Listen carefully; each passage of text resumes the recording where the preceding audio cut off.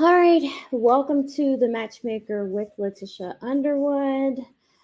Today is Ask the Matchmaker, your Q&A questions answered, and today your dating and relationship questions answered. Today we're going to discuss how to attract and connect with high-value men. I am simulcasting from between YouTube and Clubhouse. So those of you who are on Clubhouse, you need to click the link above my head to join me on YouTube. Join me on YouTube Live to watch this. Once enough people come onto YouTube, I will be shutting down this room. So if you want to get the actual benefits of the live stream, click the link above my head. For those of you who are questioning why I'm not on camera, because where I'm at, there is no good lighting. I could be on camera, but there's just no good lighting. So again, welcome to Ask the Matchmaker, your dating relationship questions answered, how to attract and connect with high value men. So make sure you subscribe, like, and share the stream.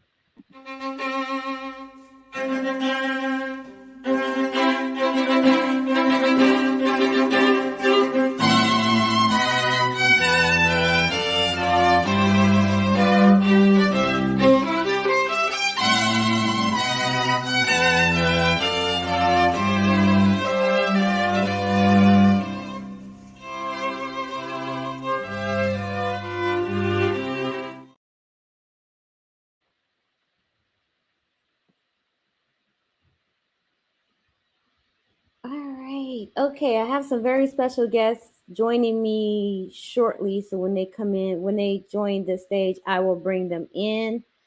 So again, those of you who are on Clubhouse, click the link above. Join me on YouTube. Terry, would love to have you join the YouTube panel. So come on over, join the discussion. I will not be bringing anyone up to the Clubhouse stage because this room, this show is really for YouTube. So I'm just letting those on Clubhouse know what I'm doing on YouTube. So no one will be joining the Clubhouse stage. If you want to join the panel, click on the link above and I will bring you on to stage on YouTube to have the discussion, right? Okay, so let's get into it. How to attract and connect with high value men. And when I'm talking about high value men, I'm talking about affluent men. I'm talking about men who are in the top 5%.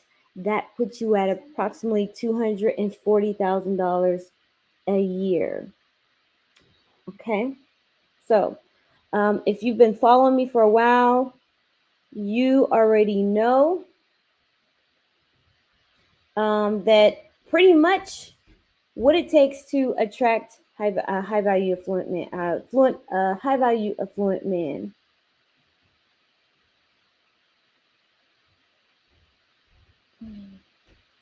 Hold on, give me a second. Give me a second.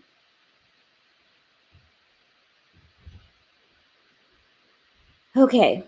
So ladies, I was listening to something the other day. I was listening to a video, a little reel or something on hold on Facebook. And it was a lady and she was describing what it takes to attract high value men, right? And there's a lot of information about, oh, you need to do this with your appearance, you need to talk this way, you need to walk this way. Sure, all of that is fine. All of that is great. But if you don't understand what these men desire, you are going to mess up. You are going to drop the ball. Let me just put the link in the chat real quick, in the YouTube chat, so that people can join the panel if they wish. So again, if you have any questions, you have your dating questions, you have relationship questions, click the link in the chat, in the comment section, and I will be able to bring you up. Or you could just put your question in the comment section and I will answer it live on air. So I was listening to this video and she was dropping nuggets. And it's like, to me, it's like, this is not rocket science. Like, do women understand that one, Your beauty, your how attractive you are, that gets you in the door, but that doesn't keep you in the building, right? I don't think women realize how important social skills, social etiquette, intelligence, and being a great conversationalist plays a part in all of this. Like if he can't take you to certain events, certain venues, like in this video she was talking about how they had went to a gala. She had went to a gala with her fiance, and in their social circle a guy brought this girl. And when he brought this girl, she was an IG model type girl. And, she was like, the girl just seemed so uncomfortable. Like she just was so out of place because all of the men were in tuxes, all of the women were in gowns, and she had on this two-piece ensemble like she was going to the club. And then she said when they were asking her questions, just asking her questions about society, what's going on in society, little things about how she felt about Ukraine, she could not partake in the conversation. Ladies, if you're going to want to be with these men, you first need to know how to attract them. And one of the ways that you can attract such a man is to know how to have a conversation with them, right? If you can't have a conversation with them, you're not going to get very far. So hold on. I see one of my good friends. Hey, British. Can you hear Hey, me? I can hear you. Can you hear me? Yes, I can hear you. Excellent. Okay. You don't have an avatar. Hold on. I'll do you one better than that. So I am simulcasting between YouTube and Clubhouse. I'm trying to pull them over from Clubhouse. Oh So yeah. yeah, so I got the link up. Hopefully they'll come over and they'll join us. Oh, you're gonna be on camera. Look at you. Look at that sky. There you go. Oh my gosh. That is such a beautiful background. And I see the smoke going. Well, you're not gonna get me on here and tell me not to smoke, are you? No, I'm not. I'm not. I'm not. Of course not. But I see it. Wow, the background is beautiful. That sky and the mountains in the background is beautiful. And of course, you're doing your favorite pastime. Yeah, it's not a bad view behind me. So, all right. So today's topic is how to attract and connect with high value men. And I love to have high value men, successful, affluent men on the channel because this is a channel where you all can pop your collar and let your hair down, proverbially let your hair down, and not feel like you have to hold back on who you are as a man and what you desire in a woman, what you desire in a future mate, in a future wife, right? So we're gonna have the discussion. Ladies, we'd love to have you join the panel. So if you're watching, just click the link in the chat. Come on up, and we can have a discussion. So British. So I before you popped in, I was saying that one of the most attractive things to a high value man would be a woman with great conversation skills. Would you agree? Yeah, I think it's important because even if you don't have the same expertise, so to say, in any topic, the ability to carry and have a conversation is important. So I was talking about I saw this Facebook video and the young lady was talking about how her fiance and her went and she and her fiance went to a gala, and one of the friends brought this girl and she looked like an IG model type and she could not hold a conversation. She had no clue what they were talking about. Even on Ukraine, they asked her, well, what are your thoughts on Ukraine? She did not know and understand. She was like, what is that? I'm see for me in my mind, I'm boggled because I'm like, how do you not know? Just turn on the TV, it's everywhere, right? You just have a cursory understanding of what's going on in the world, what's going on in society. Be an interesting person, be an engaging person. There's nothing worse than you just sitting there with nothing to say, no thoughts, no opinions. And if you do open your mouth, it's about the latest design that you're wearing, or the latest bag that you would like, right? So, would you say that a more well-rounded, interesting person would get a lot further than the most beautiful woman in the world who is not interesting? Absolutely, I much prefer an interesting seven than a a super beautiful uh, nine. Oh, I hear some ching ching ching chings over there. Trying to. Sorry, give me a second. You're working. I'm not working. I'm actually trying to tell a friend to come into your live stream. Oh, okay. Is this the one I talked to you yesterday? That's right. That's right. Yes, bring him on. We would like to see him, have a conversation with him.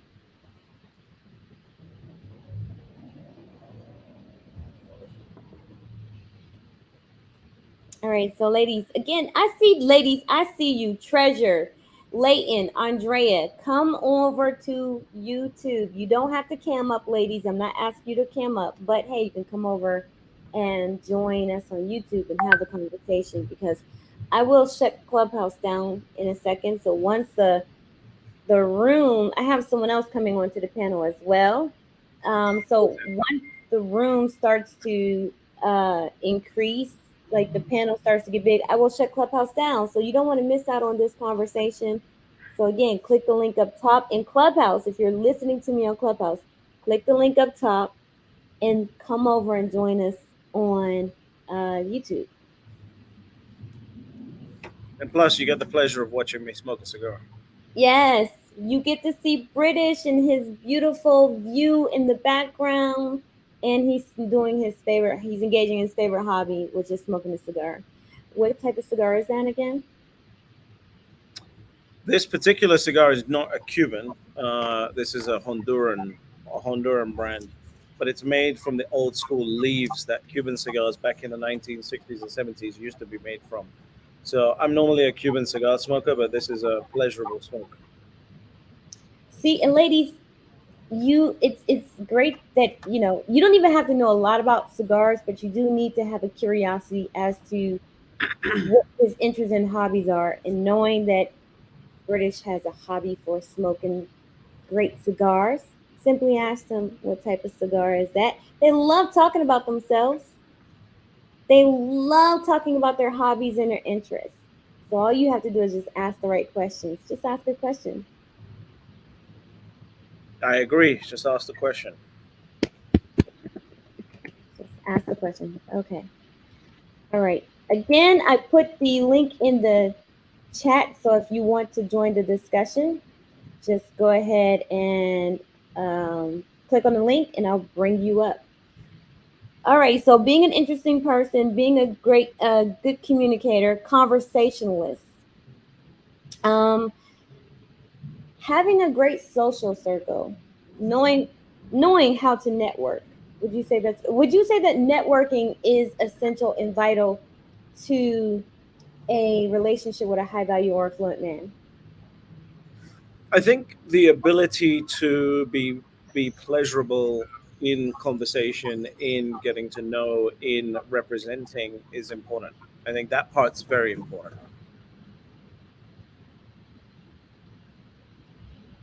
Okay. What about networking? Like being able to network in a room. Like you bring a woman, right? You bring a date, you bring someone that you're doing business but you're not doing business, and you bring a date along. Would you not say that her ability to work that room would be something that you would find valuable? Yeah, well, it's not essential, but it's also very essential for her not to just be, a grumpy arm candy. Does that make sense? Like, it's not essential for her to be as good as networking as me, but it's also not good for her to sort of just sit there and just you know what I mean, right? Like when you're just sitting there and with a long face on because you just had to come there, like that part's not good. So it's So like somewhere in the middle. So, what type of woman would you say, when you could describe the ideal woman or the perfect woman, and I'm using those words loosely, what would she look like to you? No tattoos, beautiful smile, gorgeous eyes, and great hair. And in terms of, I don't know how graphic you want me to get on my description of what I like, but generally speaking, that's it. Okay, what about body? Like, what does her body have to look like?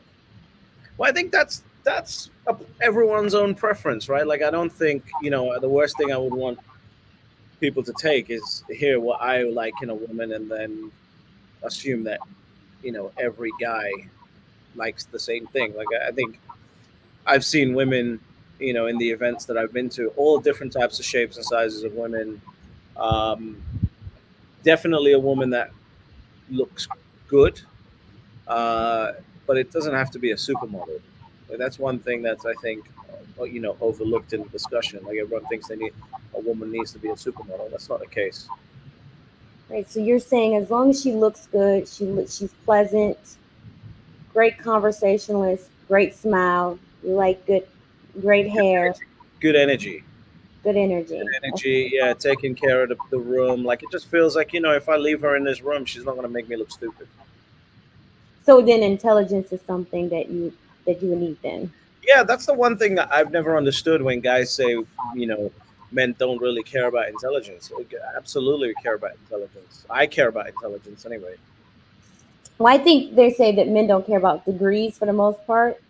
But I think when they're talking about degrees, they're talking about the attitude that comes behind that degree, because a lot of American women are raised to be self sufficient, they're raised to be independent, they're raised to be strong minded.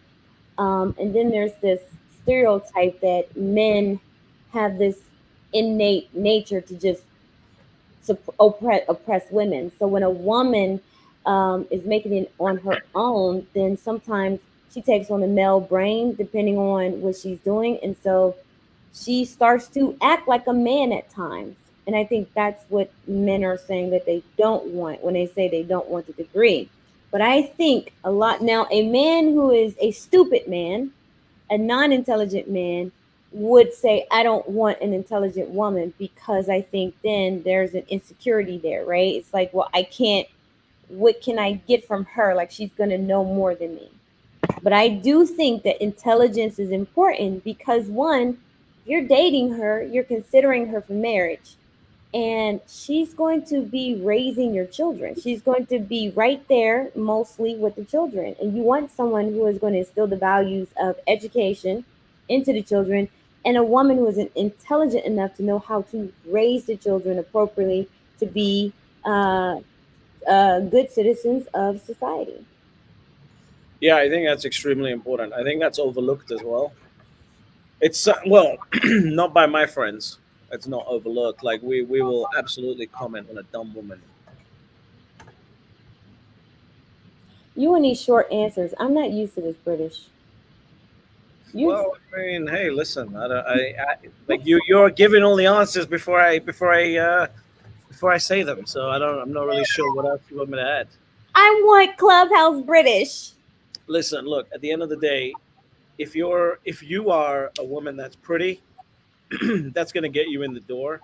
But depending on the type of man you want to be with, like the purely pretty women with nothing else to add, get picked up by men who don't mind gold diggers. But men who do mind gold diggers are going to want interesting women that can handle a room, that can represent them, and they don't have to be the prettiest. That's for damn sure. I've seen scary looking women in those rooms because the man fell in love with her. That's interesting because we're always. I know for me, I do. When I say you need to, as a woman, you need to be attractive. I'm not saying you need to be the most beautiful woman, but you need to take care of yourself, right? Your hair, your skin, your body. You can't just look like you just don't care. But sometimes women can't help the way their face look, right? They can't help the way that they look. But if you have something of added value that outshines how you look, then I think a man is willing to give that consideration. Especially intelligent men will value intelligent women over her being a 9 or a 10. I completely agree with that. I think I think there's probably too much focus on the physical when, depending on the type of man you're going for. Like I said, I think that there are definitely rich guys who don't mind gold diggers because they don't really have the energy or the desire to lead or exercise any, to exercise any control over it. So they just want someone that's controlled, so to say. Um, but I think that, a good guy is definitely going to want someone who is able to handle herself and able not to make him look like an idiot. Yeah, I think you are absolutely correct.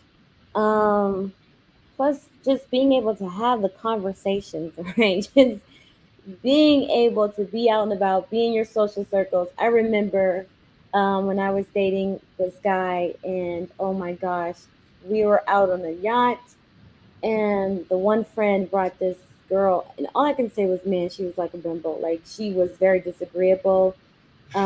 She was very combative, and it was just, it didn't want to follow the rules of the yacht. It was, and they got Yeah, that's together. kind of, yeah. You gotta have some ability to, be smart and have some awareness around etiquette and things like that. Like I think that's most important. Like in your clubhouse rooms, when when when women come on and they just don't understand the etiquette, like we can sniff them out and go into Belgian Malinois mode immediately.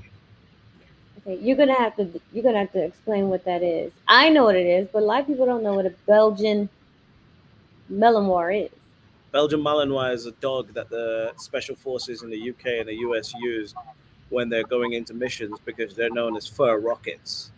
Because these dogs are designed to jump through a car window and drag someone out by their necks. And that's pretty much what, me and all my friends do. Like if you're coming with bullshit, we'll be able to sniff that out within seconds. And this is why I say to women, I say, don't play games. Your language tells everything that someone needs to know about you. And when you play games, when you try to play games with high value affluent men, they will be able to sense it. Now, because they're gentlemen, they're not necessarily going to just haul off and call, say cat, right? No, I've done that quite often on Clubhouse, especially. So Right, but you have and in not. real life, You done it in real life. You really said that's cat to a woman. straight to her face. Yeah. Oh wow. Okay, so sometimes they will, but oftentimes they won't. But the lack of consistency, the lack of interest will tell you, ladies, how what he's determined about you. That you're not the one. You're not the one, and they can tell very quickly on. So let me ask you something, British. What happens when you can tell that a woman is playing games with you? What happens? Yeah. I just immediately stop taking her seriously, and then at that point, I want to see how fast I can trigger her. Why? By the way, your link, um, you might want to add that. You might want to add the StreamYard link to Clubhouse so that way people can come and join the chat I thought rather than I. the YouTube link. No, you've got the YouTube link on there. Oh yeah, because I just I put the Streamyard link in the comment section. No, it's not there. Oh, it's not in the comment section. No, Thomas, you need to come and join this StreamYard right now. He's in your audience. Oh, okay. Okay, so Thomas, we need you. British says we need you to join StreamYard. So click the link above, and we'll bring you up once you get into the chat. Once you get in, and put your name in the chat, and I'll bring you up. Adez. I'm gonna post the link myself right Okay. next. All right. So Adez, go ahead and Click the link above and join us on YouTube. So again, guys, this room is being simulcasted onto YouTube, and I'm just trying to pull people from Clubhouse over onto YouTube. So, okay, British put the StreamYard link in the chat. So if you want to join the panel, click the link in the Clubhouse chat, and you can join us on YouTube to have a live discussion, because this room is probably only going to be open for the next 5 to 10 minutes on Clubhouse, because we are on we are live on YouTube, and you guys get to see British on camera doing his favorite thing, smoking his cigars, and I'm looking at his beautiful, beautiful view in the background, and I'm so jealous. Absolutely jealous. Good. Yes, click off Clubhouse once you connect. Yes. What?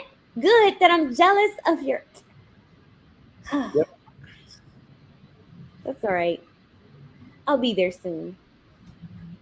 Well, listen, your man's got to approve that first. Oh, yes, we're coming together. Okay. Well, you ain't you're not both staying here. I can get you a hotel. Okay, there's some people here. They're saying they're there. Okay, so go ahead and click the link. I'm gonna put the link back in the chat again so that you can join the discussion. You don't have to cam up. I am not cammed up because my lighting where I'm at is horrible. But when I get back to Florida, I'll be in my office, and that's where the lighting is, and so I'll be able to actually be on camera, so y'all can actually see me in a real person. So go ahead, click the link, and come up, join the panel so that we can have a discussion. You get your questions answered. I should have did this yesterday for Ask the Matchmaker. Yep. You missed a great conversation when you left out. What Oh, it got happened? so good. What happened? We had like six people on my balcony smoking cigars, so I Oh, couldn't stay on. well, I don't know. That sounded like it was much, much more fun. But no, it's just it got ended up getting good. Questions started coming in. Um, and yeah, we helped some people. I helped some people out. I helped some people out. The matchmaker helped some people out. So What was the stupidest thing you heard yesterday? some guy asked, "How do I?" Were you there when he asked about sex? He was like, "When do I ask a woman to have sex with me?" That was like that was the weirdest question. What? Yes, yes. What do I do to get the men to have sex with me? To get the Uh, men? I Or mean, was it sorry, no. To get, he said, I'm seeing this girl. I'm dating this girl. When do I ask her to have sex with me? That's what he asked. So, I right. don't know what type of people get attracted to your room. But Well, it was Ask the Matchmaker, dating relationships questions answered. So when you're a matchmaker or dating specialist, you're going to get all types of people that's going to come in and have, they're going to want their questions answered. The ladies were asking questions about, how to attract high value men, their femininity, and all this other stuff. Like, I think they should just quit. you think they should just quit? We've had this conversation before. Like these, they're not. I don't know. Maybe there's a guy out there. I don't know. There we go. There's We my got guy. Thomas on the stream. Hi, Thomas. Welcome. What's up, Thomas? It sounds a little bit tough. And then Ray, it says devices are not connected, so I can't bring you up. So you're gonna have to fix. Connect your mic. Yeah.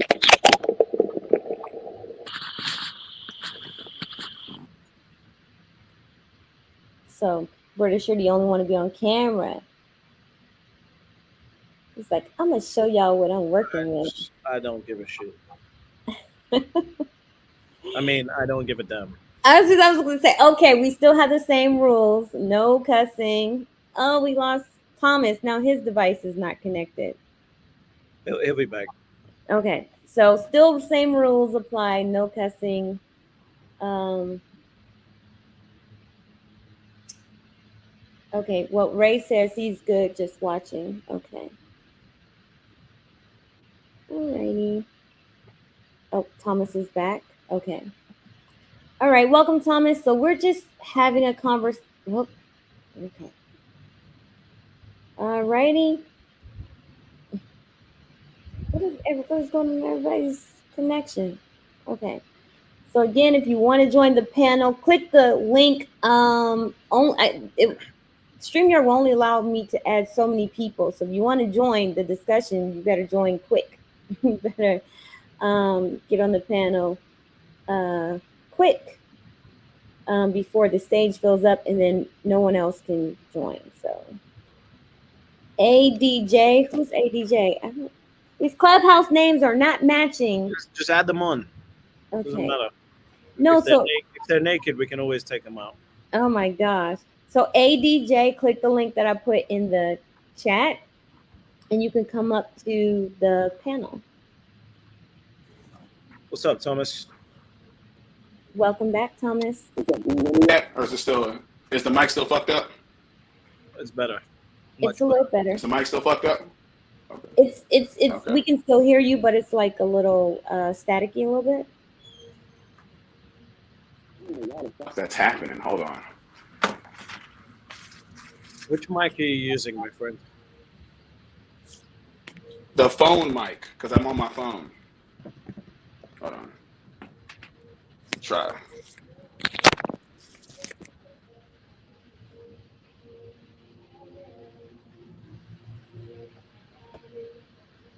Yeah, Letisha, I think they should just quit.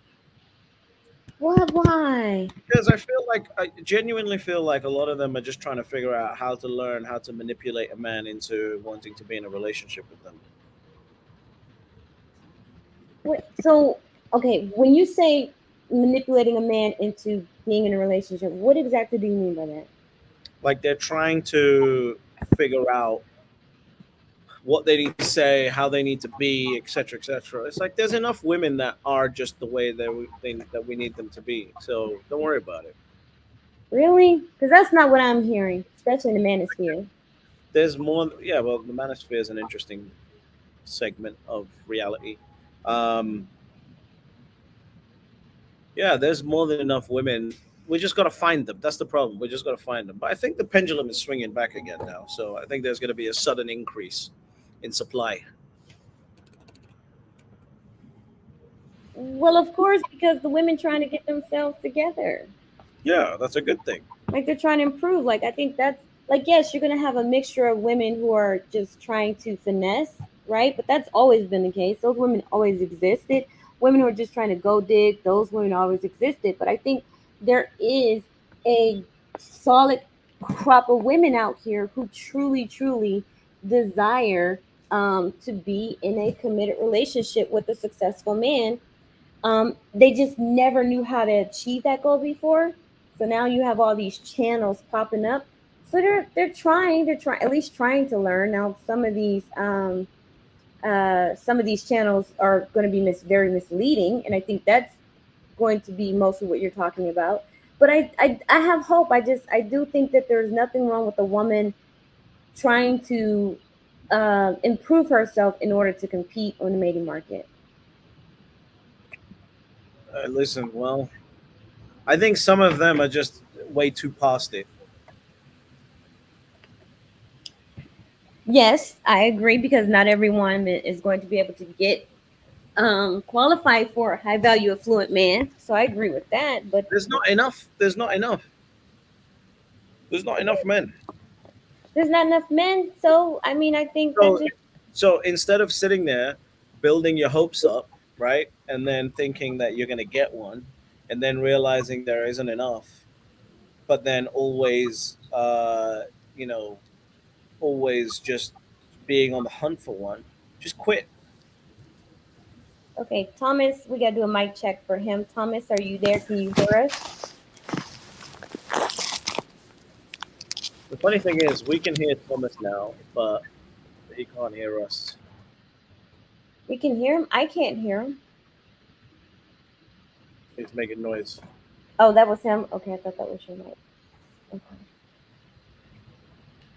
alrighty. Let's see here. You can hear. You can hear me. Yes. Yep. Oh, okay. Your mic sounds very clear now. Fuck, Yes. this is crazy. we can hear you.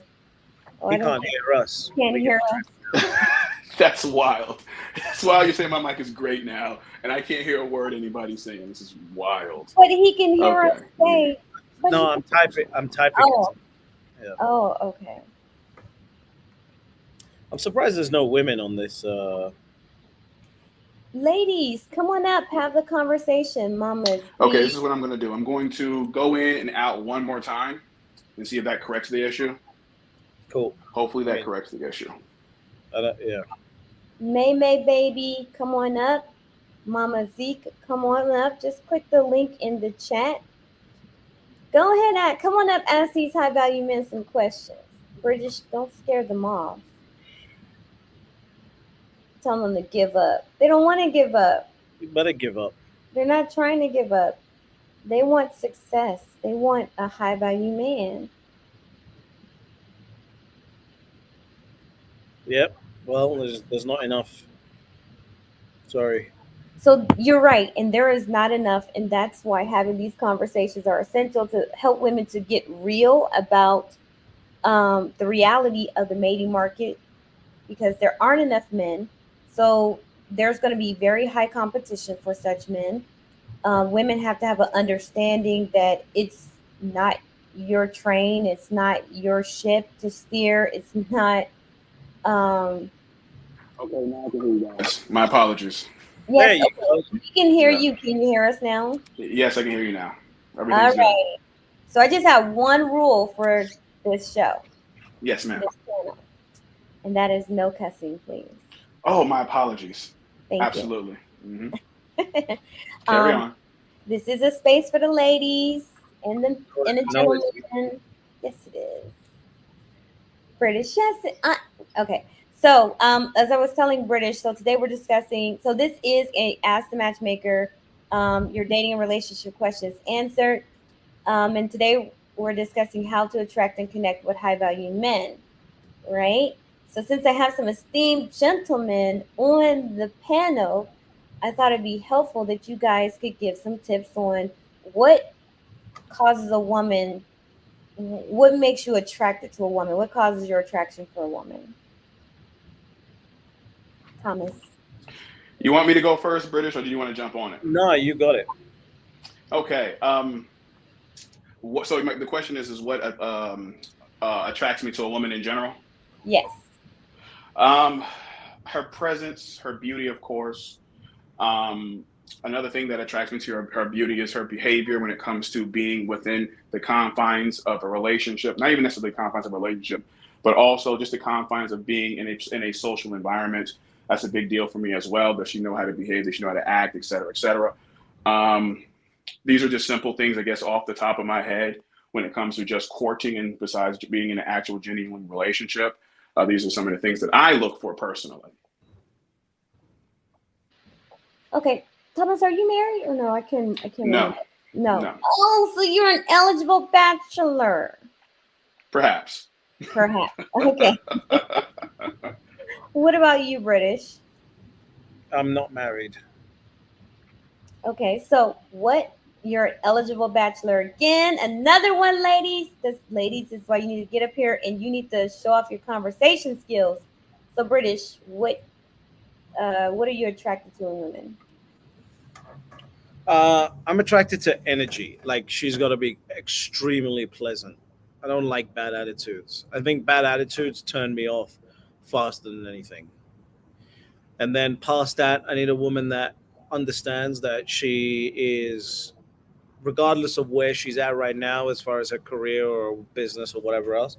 Like her, one of her deepest desires is to be a wife and a mom, and be, yeah, be a wife rather than a partner. I went through a period where I was like, man, maybe like I'm okay with a woman who doesn't like this, that, and the other, and has those partner energies. Now it's just I just can't be bothered. There's just too much bullshit. Sometimes you get, Oh Lord. Okay, so you don't want a why are you woman who, saying, "Oh Lord"? because you said the cuss word. I Oh, you're apologize. supposed to say bullocks.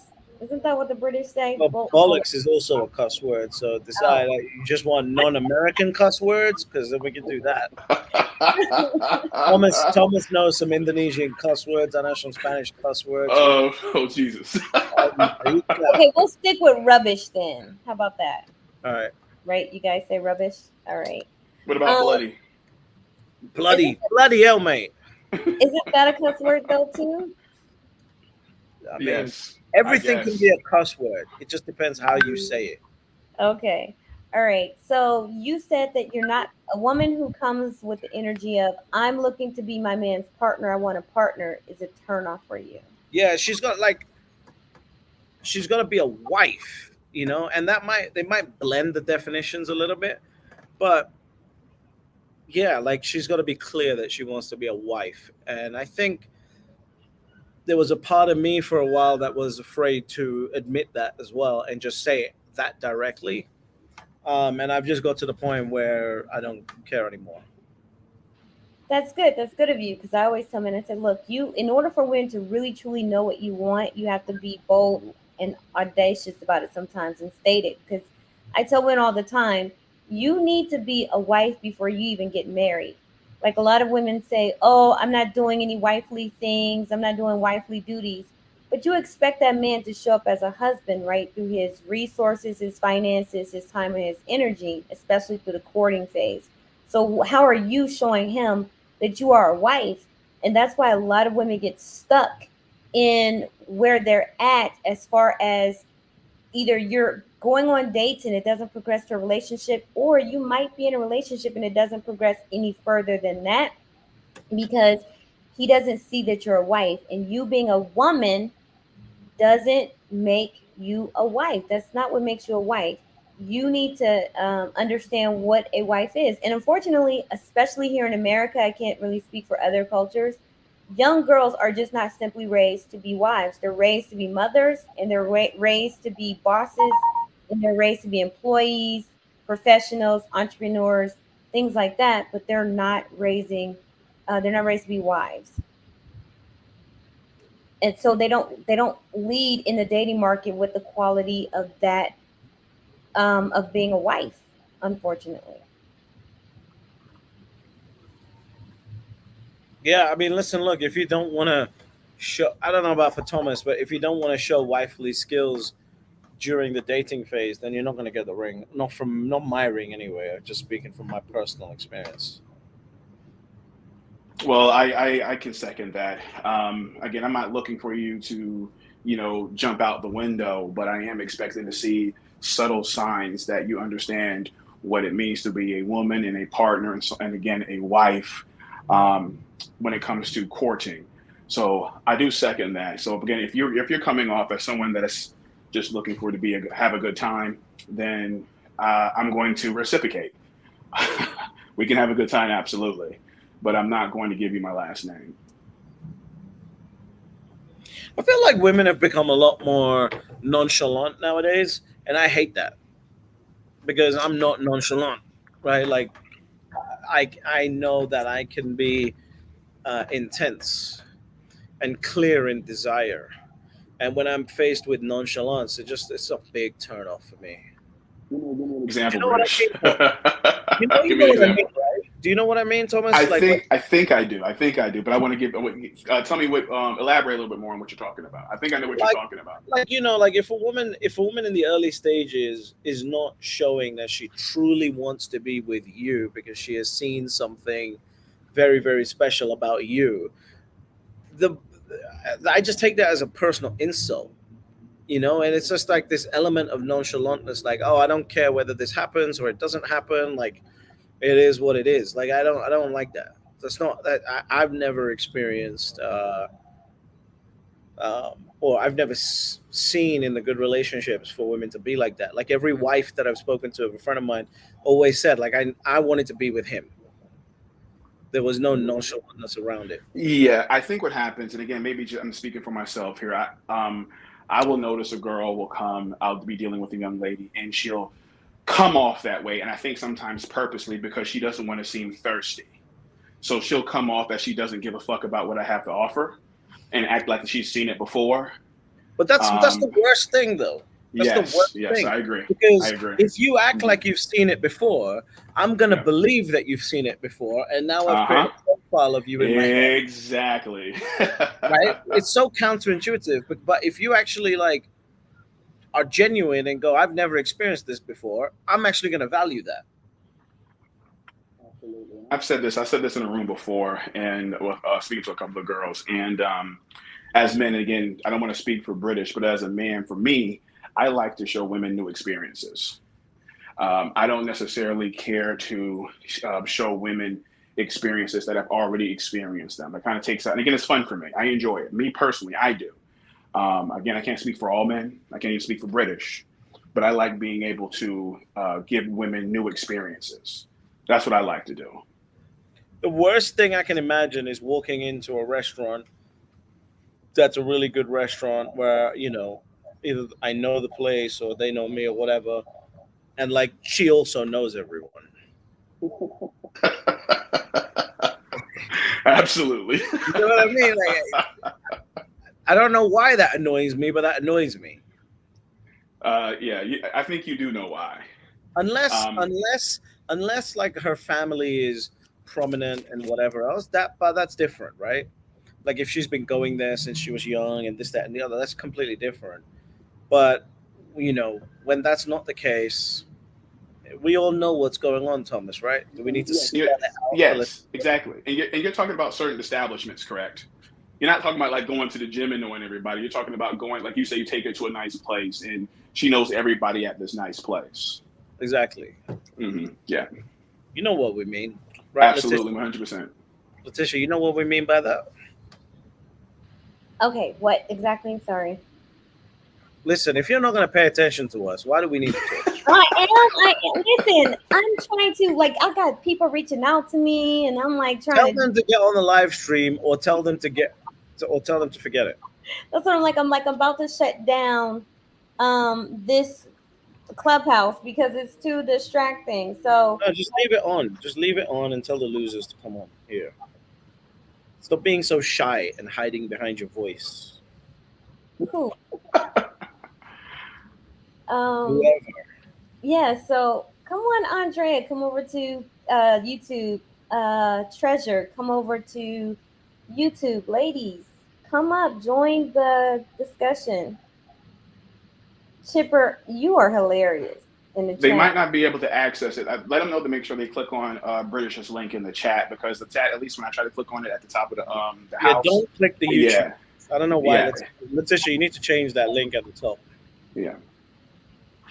Alrighty, because I still wanted them to join to watch, even if they didn't want to get on Oh, camera. okay, okay. Oh well, do leave that then. Yeah, yeah, that's fine. I Just keep understand. it in the chat. Hmm. Yeah. Who's Okay, face? Who's FaceTime? that's Chipper. Okay. He's trolling on Yeah, FaceTime. he's apparently seen you in all types of environments. Whatever he's talking about, because if you've been on, if a woman's been on FaceTime with her man, you might be doing some things. I don't know what. That's your man. No, he's not. That's what I'm saying. Chipper is trolling. I had to look at the profile to see who this was because I'm like, wow, this person is coming in heavy. This person is coming in Hey, hot. hey, British, Letitia, please give me 1 second. I got to take this call. I don't know if it's going to cut me off, but give me 1 second. Okay. Hold on. Good. Okay. So British, pardon moi. Now, what were you guys saying? I think the time for that has passed, considering you weren't paying attention to us. Oh my gosh, no. I'm trying to multitask. Basically, if a woman has been, if I take her to a really nice place that I know and the people know me there, this, that, and the other, and also she knows everyone, I think that's a problem. Like, I don't know why it annoys me, but it annoys me. Unless she's got, family that's prominent, she's been around the area, she's like her family's a staple in the area, etc., etc., that's different. But if it's just like, I've picked you up to take you somewhere and now you also know everyone in one of the nicest places in the city, I don't know. It annoys me. I can see that, but so if she's, a social butterfly, right? She's Should eating. not better not be social on the carousel. Well, okay, right. She welcome to the panel, Demetrion Ware. What's up, brother? Thank you, thank you. Glad to be here. Now Hey, this Bruce, is how you doing, bro? this is a podcast setup. This is what I need. Look at me being an amateur. I know. That's a real setup. Listen to that mic. Listen to that voice on that mic. OMG. So glad to see you guys. Good to meet you, British. Hey, Letisha, how you doing? Yeah, it's great to be up here with you guys, and yeah. So let's get it going. I'm sorry I had to hop in a little bit late, but yeah, let's do it. That's okay. Welcome, Chipper. Do you have You got Clubhouse still open, brother. You said what? Oh, can y'all hear yeah, me? yeah, we can hear you, but do you have an avatar? Yeah, I can have time. A picture of me. Hold on, let me Yeah. restart. We just see a blank screen. Well, I don't know how to use this for sure. I barely know how to use it. Clubhouse. Hold on. Hold on. All right, so we're just talking about how to attract and connect with high value men. British was just saying that if he takes the woman, he asks the woman out on a date, and he takes her, and when they get to the place, and everyone knows who she is, that's a problem. Cooper, I am going to mute you because you have a lot of feedback on your mic. Um, let's see. Okay, you guys have to have avatars, please, please, please, please have avatars. At least have a picture of yourself. Um, put up a picture of yourself. You either can come on camera or put up a picture of yourself. So British was saying that if everyone knows, or a lot of when people know his woman, that's a turn off for him. I'm not a man, but I understand that women we can be social butterflies. I like how you frame that, considering it wasn't what I said, but I appreciate the reframing of that. Okay, I'm sorry. I thought I heard you say that if everyone knows her, that's a problem for you, I right? said if I take her into a restaurant or a prominent establishment and she knows everyone there, that annoys me. Unless Oh, she's like, you know, her family is prominent in the area, she's been going to it since she was young, etc., etc. Very different. okay, okay. I see what you're saying now. I can't speak on that because I'm not a man, but I can see why that would be concerning for men.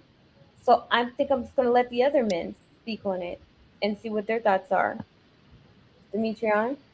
Sure. Yeah, I would 100% agree with that because I mean, we don't feel like we should have to be with a woman that's for everybody. So he's basically saying, and I don't want to rephrase what he's saying, but it sounds like what I interpret it to be is, in my words, uh, that it's really not so much about her knowing everybody at a restaurant or something like that, but it's, you know, it just looks weird. Like, why does she know everybody? What has she been doing where she's just on the town with him, and she's the star of the show? It just looks weird, unless she's like a movie star or actress or something like that. And we don't typically date actresses. Actresses and people like that, they date within their realm.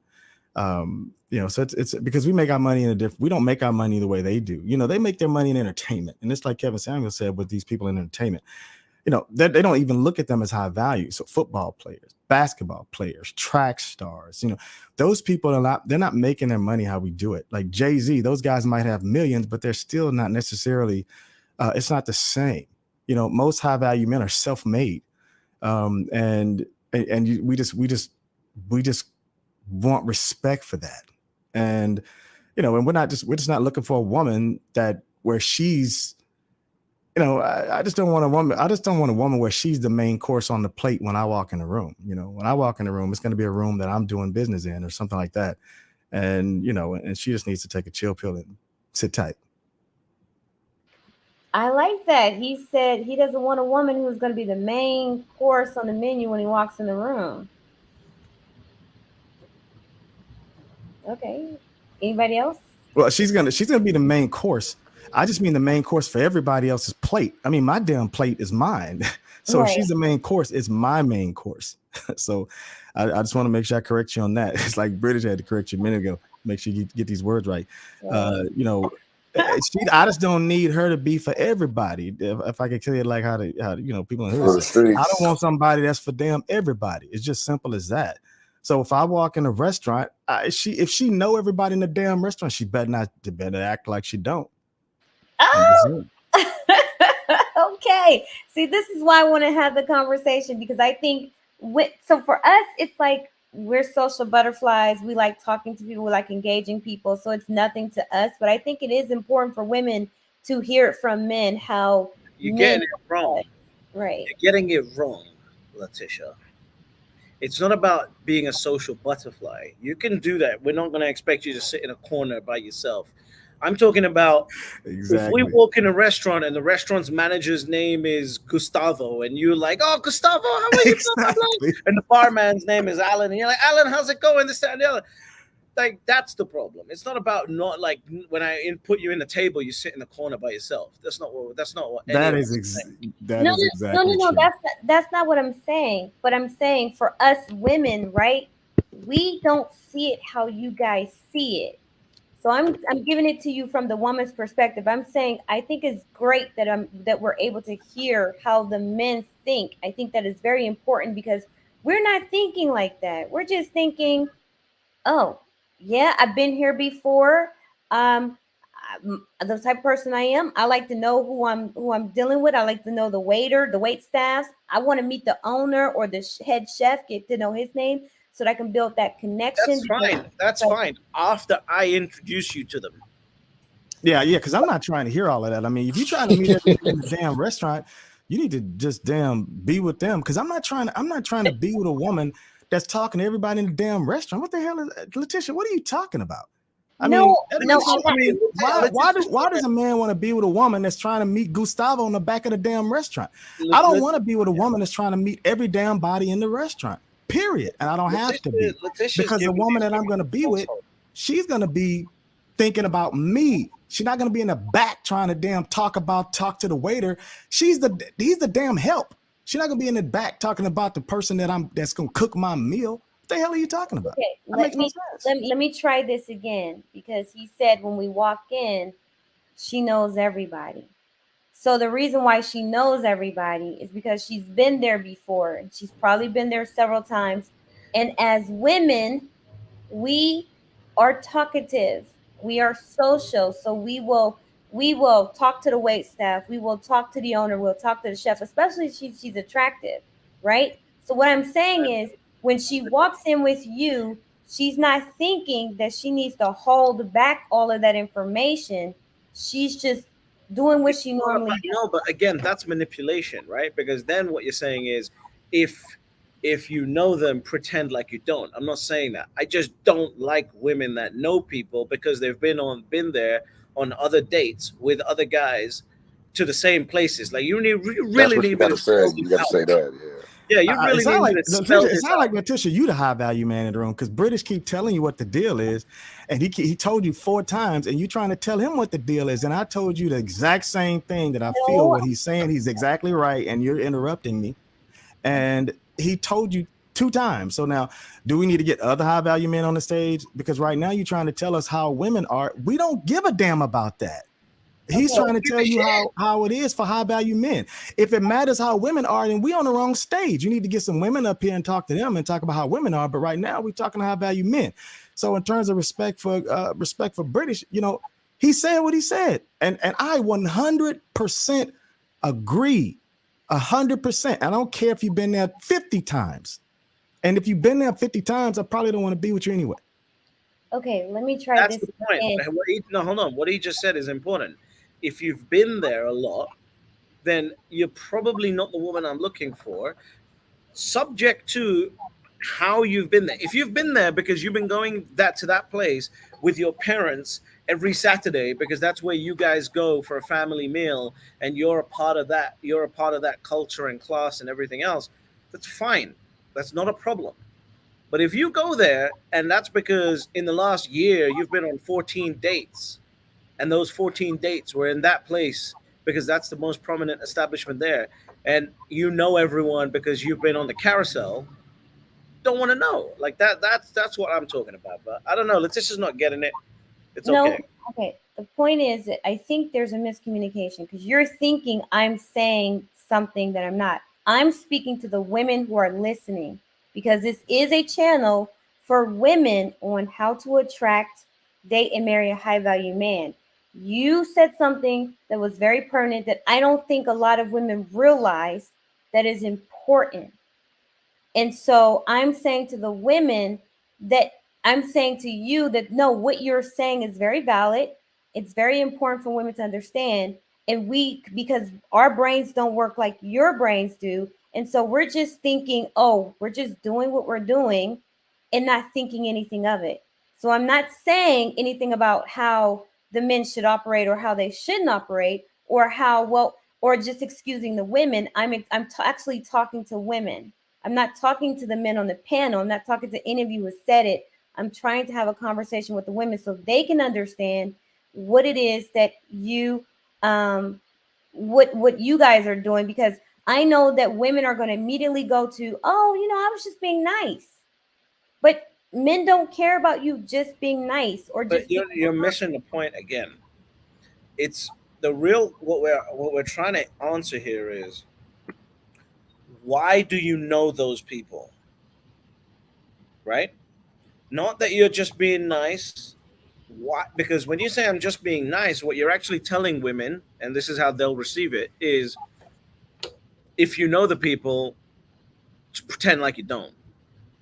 Whereas what we're trying to say is, how do you know them in the first place? Exactly. okay, That seems so simple. then say that. Like, why would He you? just said that like 4 times. No, He said that like 4 times in like no, 12 different ways. he I mean, didn't. come Why on, would you? Letitia, you can't look at a leader, man, and just tell a leader that they don't know how to speak. I mean, and high value men, we know how to speak, man. We have to speak in meetings all the time. We have to explain stuff to lots of people. Just because you don't understand it, it just means that you're not understanding it. But he explained it very well. And, If and you I really, totally understood it. And you really don't even have to try to, refantabulate it, to the women. I mean, it's just, he said it, and if I mean, what if you can rephrase it for him? I mean, why is he on the stage? I mean, we don't need to be here. We can just let you tell the women, because that's kind of what's been happening. Women have been talking to women, so now you have the opportunity for men to talk to the women. Well, let him say what it is, and he don't need an interpreter. He'll speak in I'm English. gonna have to say this like I'm in the gauntlet in a second. If Letitia doesn't real quick, listen, Letitia, if she's a hoe and she's been around that restaurant or that place 14 times in the last year because she's hoeing around on the cock carousel. Let me just break it all the way down. And she knows those people because she's been into that place with other men, not because she was there with her family or whatever else. That's a problem. Might just be a problem for me, but I doubt it. Letitia, what it's saying is it's saying really what type of woman the woman is. That's really what it's saying. It's more of, with men at a certain caliber, we're trying to vet a woman's character. And today, there's not a lot of things that you can use to do that, because a lot of women can hide their character. They can hide a lot of different of these traits that they have that are bad. And when a woman is, the star of the show or talk of the town or whatever, it's not saying that she cannot be that. It's saying that it's something that needs to be looked into as to why she's that. That's why he kept saying, well, if her family owns the restaurant, then that's it's not a problem. Or, if you go to church with her and she knows everybody at her church, that's not a problem. It's just, if you go to the club with her and she knows every DJ every time y'all go there, or every other club y'all go, she knows every DJ, it could be a problem. It's just saying it's a red flag.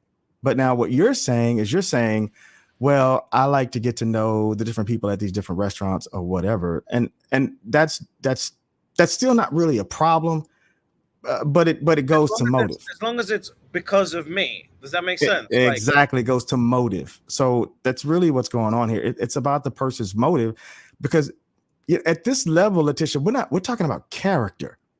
We're talking about who the person is, personality wise, not how big her butt is. Because if I'm with her, her butt's big enough. If I'm at a restaurant with her, her butt's big enough, unless I haven't seen her. So everything, so that means that looks wise, she's already vetted. So from that point on, I'm basically trying to understand who she is as a person, and if I'm going to be able to deal with her in certain circumstances, if I'm going to be able to, if she's going to, how is she going to be to the waiter? If the food comes back and the food is cold, is she going to get ghetto and start having an attitude with the waiter? Is she going to have an attitude with me the rest of the time at the restaurant?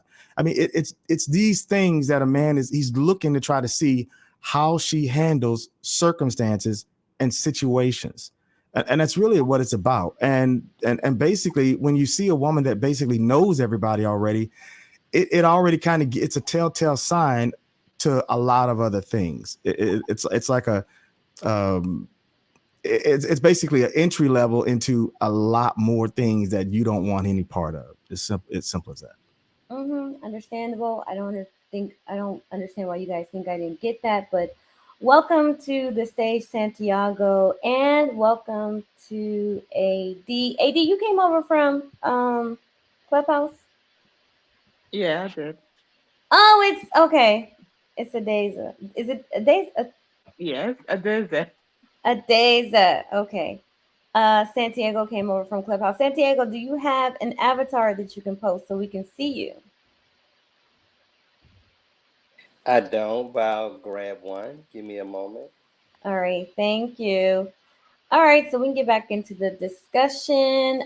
So we asked British what attracts him to a woman. So Demetrion, can you let us know what attracts you to a woman? I would say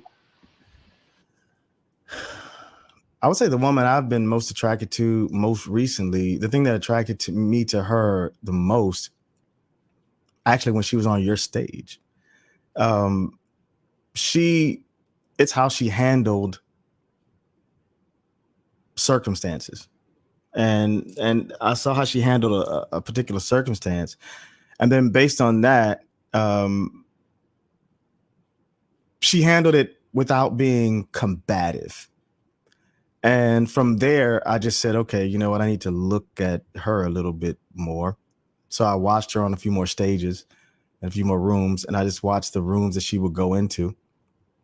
And just kind of, because we watch a woman. I mean, because we're not, most women think that high value men are looking for just a fat tail. But, a lot of them don't understand that we know narcissism when we see it. So when I look at somebody's Instagram profile and I see her showing me her ass, I mean, I already know what that is. I already know what that is. I already know what's up. I already see the low self-esteem. We read a lot of books. I mean, we have to manage people. So we're going to have a very high level of emotional intelligence. And I know everybody's throwing that word around, but most of you don't know what it means. Just look it up and find out what it really means. And basically just knowing that you have to be able to read people well, even when they don't know that you're reading them. And when you're reading these people, you're basically trying to gauge the things in the person about their character, their values. And I know, a lot of people, I mentioned that earlier, and I know they get stepped on a lot because people don't want to think about that. But that's really what women are making a mistake with today anyway, is because they're not reading men's character, but they want to get mad and say, okay, well, yeah, the dude cheated on me. Well, it's because you dated somebody that had bad character and a big dick. I mean, you dated somebody that had big muscles, but he didn't have good character. You dated somebody that had big muscles that didn't have good values. So yeah, of course he's going to leave you with a baby. It's because he has no good values. So what we're looking for is a woman that has character and values that match our values. And when I mean values, I'm saying we want to know that the things that are important to us don't conflict with the things that are important to you. So the things that are important to me are, is future. I'm already in 5-10 years from now, while most of y'all are probably sitting back in this week trying to figure out what you want to do with this weekend. I'm not thinking about that. I'm thinking about 5 years from now. I'm thinking about 3 years from now. I'm already thinking about the recession that's about to happen that probably most of the people that's listening ain't even thinking about, but they're gonna start thinking about it. But when they start thinking about it, they're gonna be in it. But I've been thinking about it for 2 years before it even happened. So I need a woman that will allow the space for me to do that.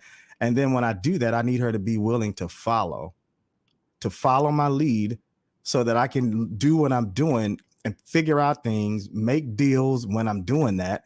And when I'm not doing that, me being able to plan for the future so that I can make sure that our cave don't get taken away from us, or that our big wheel don't get taken away from us. It's just these things that you have to make sure that you keep in place. So I just need somebody that's not going to disturb that. And I don't think that's asking for a lot. And those are just things in terms of character. Who is she? Does she know who she is? Does she have some psychological issues going on? If she has those, what is her, when I say Instagram, what does her Instagram look like? Is she bending over on her photos on her Instagram? Is she having a hot girl summer, thotting it up? And those that are not thotting it up think that, okay, well, yeah, I'm not thotting it up on my Instagram, but you still throwing thirst traps. If she's throwing a thirst trap, I already know you got histrionic personality disorder. But you know what? You never heard me mention that on the stage. But I know all about that. I know about histrionic personality disorder. I know about narcissistic personality disorder. I know about bipolar, borderline. I know all of those things because I have to make sure that when I hire somebody, I'm not hiring a fool that's going to come back in my company and shoot up everybody.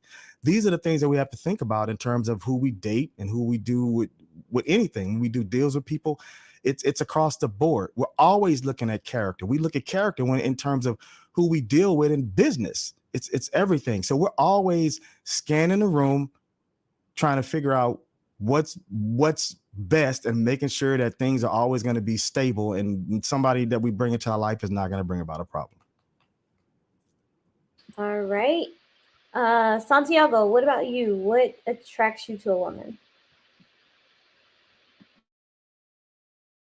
Definitely for me, I can definitely agree with what was said. It's character first for sure. Definitely looking for that.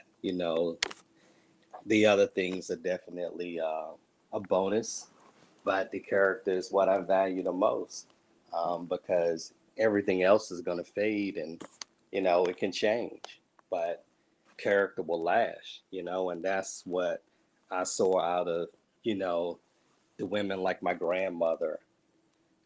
She exhibited a lot of character. I saw her in situations where even some of her own children were getting angry with her and yelled at her, and she never argued with them, and she always stayed sweet.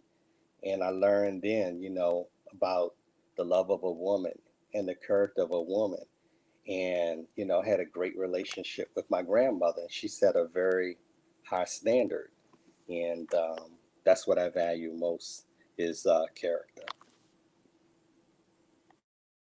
Okay, so what about how important is it that she understands your lifestyle, fellas? So, and this is for the fellas. Like, what is it about your lifestyle that she needs to understand, and what do you need most from a woman when it comes to your lifestyle?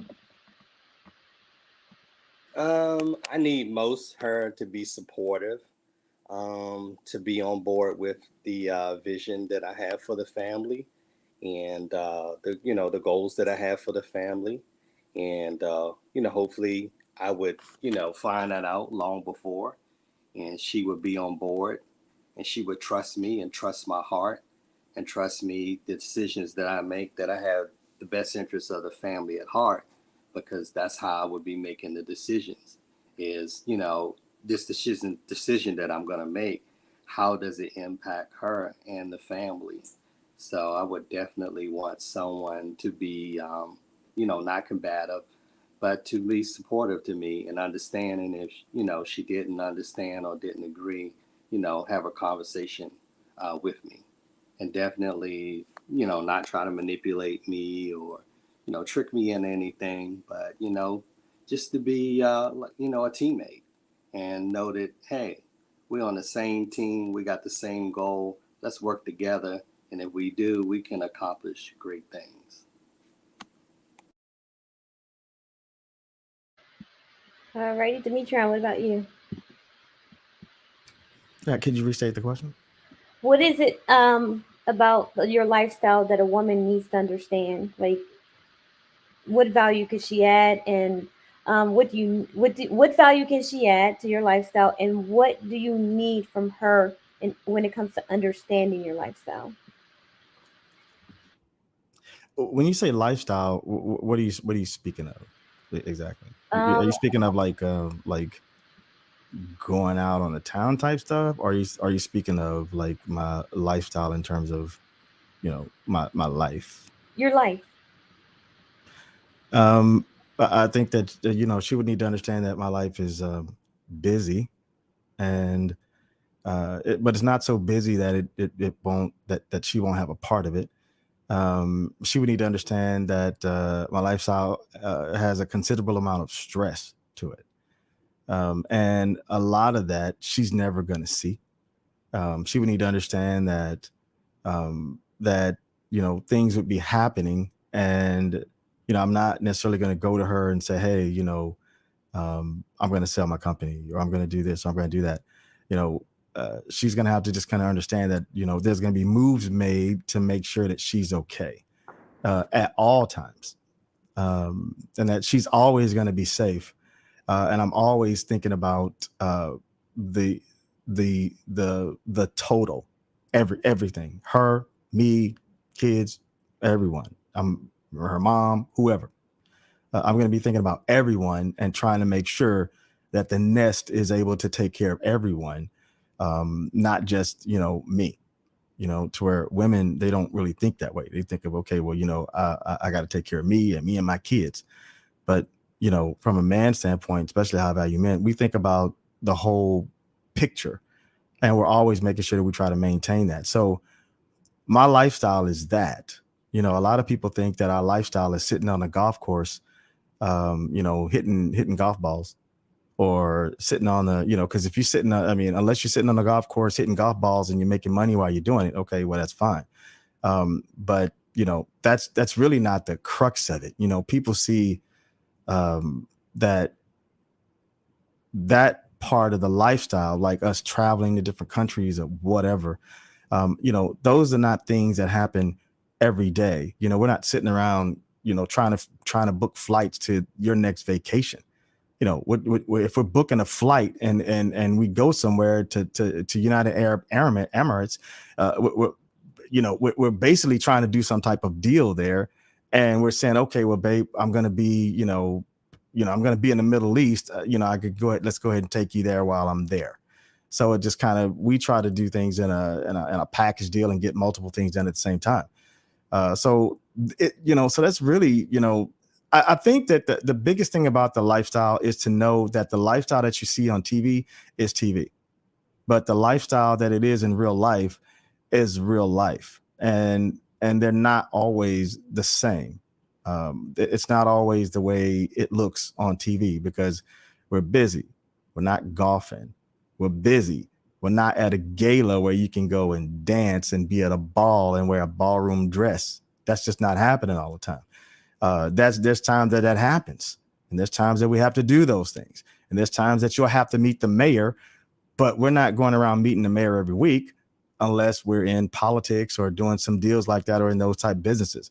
But every high value man is not in those industries like what you would see on television. So I would think that the major thing to understand is that the lifestyle of a high value man is not always the way it's portrayed on television.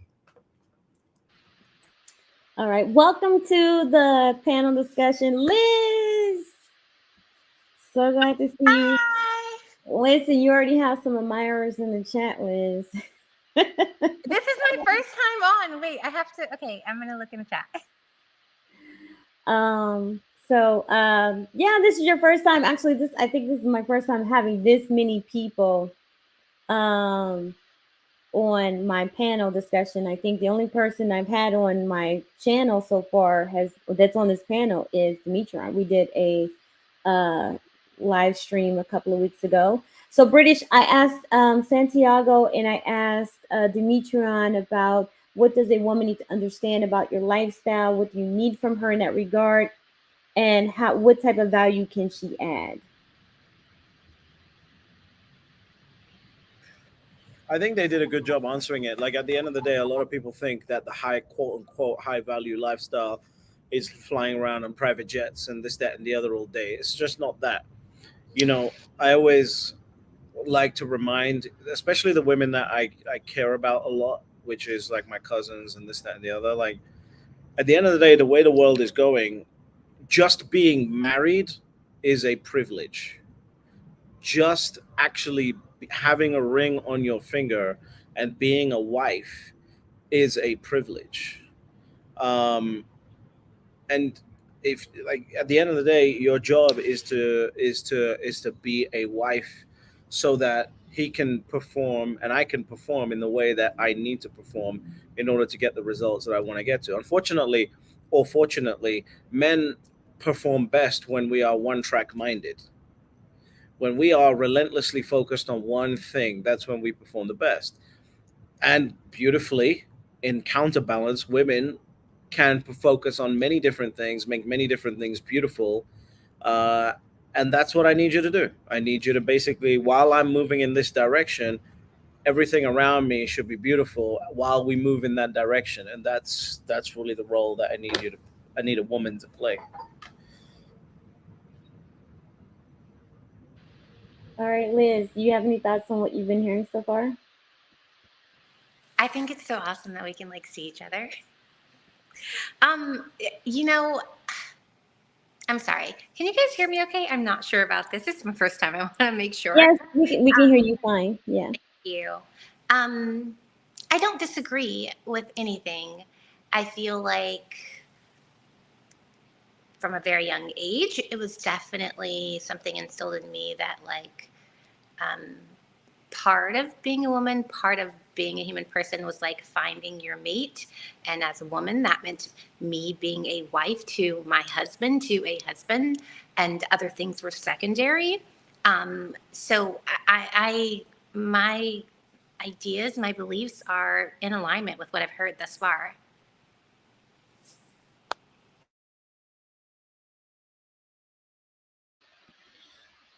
All righty. So fellas, okay. So Demetron, I asked all the other men this: are you single?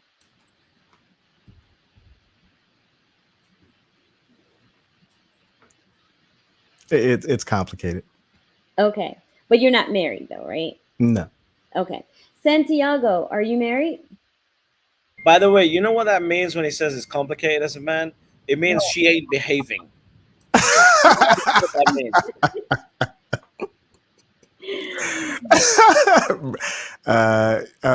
That we'll definitely call it that. That's yeah, that's definitely my answer. Because let's face it, Hey, right? thanks for Like, that interpretation, British. You got that dead on. let's face it, like none of us really want an it's complicated situation, because when it's complicated, it distracts us from what we really want to be focused on.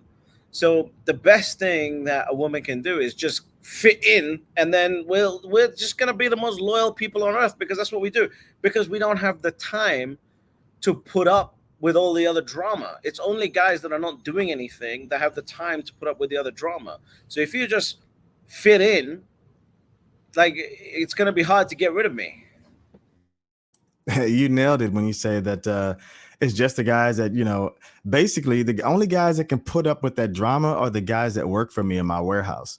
See, if you're dating a guy that works in the warehouse, well, he's working for me in my warehouse. So he's got time because I let him go home at 5 o'clock. And he could come in at 8. And he goes to lunch at 12 because I let him go to lunch at 12. And he goes from 12 to 1 until I let him get back. But in the meantime, I'm having to make sure that he gets paid. I'm having to make sure he does what he needs to do. I'm having to make sure that he's not late for work. I'm having to be his babysitter and daddy at the job. At the same time, trying to manage everything else and manage everybody else, manage the accountant, manage this, manage that. And manage the managers, manage the operations manager, manage the. It's just so many other things that are going on where people are just doing stuff stupid, and you always have to just have your eyes on everybody. And that's just kind of how it is, So we're just busy. So when a woman is not understanding of that, especially when the economy is so effed up right now.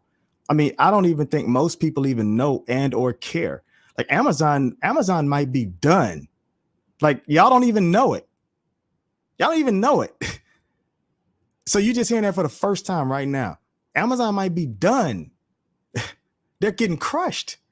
They just left China. They're no longer in China. Whole Foods is about to go under. People don't even, you didn't even know that, but you went and bought you bought some of those vegan burgers this weekend, but you didn't know Whole Foods they hurting, and they're about to close all the fresh stores. So there's a lot that's going on, and with all of that's going on with those companies, I mean, yes, we're affected too. We are, and at this point, what we're trying to do is we're trying to make sure that we hold things together while the boat rocks, because that's the way this economy is built. And I know most women don't really care about hearing about this conversation, but these are the conversations that you're going to need to understand if you really want to. If you don't want to sit down and just be quiet, then you're going to need to understand what's going on so that you can sit down and be quiet. So speaking of the boat rocking, like, what does that mean for women? Like, with everything that's going on with the economy, do you think high value men are going to pull back from the mating market, or is this a time where they double down on their mating options? I don't think that we think like that. I think that the way you're you just portraying hold it is up. not how we think. He just explained that the entire world is falling apart. We're here trying to hold it together. And the only thing the women are focused on is he still going to marry me? Mating. Yes. Well, yeah, because women want to get She's like, married. well, what do you? It's like we're sitting here saying, you know what? This bomb just went off, and we're at war with Russia, and this is happening, that's happening, and the company's going bankrupt, and it's like, but yeah, but how do you feel about getting married next week? Have it. Like, we're like, yes, he has it. Okay, great. So, like, when can Can you we get still married? get married? Like, I trust you. Everything is good. Like, you got it. I believe you can do it. Right. Is the wedding still on for next week? Yes, exactly. Like, you got this. Like, that's why you're here. Like, all of that heavy thinking and labor is on you, and I'm here to support you emotionally and spiritually. So, are we still getting married though? Like, that's how women see the world. That's how women are looking. Like, because this channel is about women wanting to get married, and they want men such as yourself.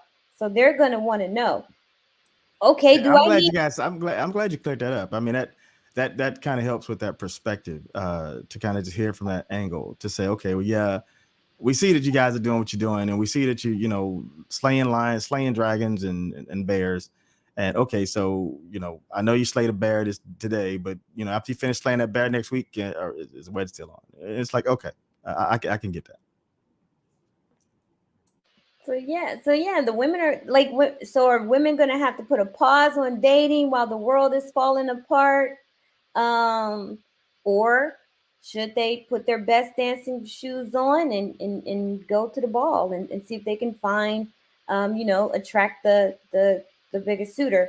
I know during the pandemic, that was different circumstances. I know my business boomed. Like, there was an influx because no one wanted to be alone. Even the high value men, even the affluent men, they did not want to be alone. But once everybody started going back outside, the chaos started to subside.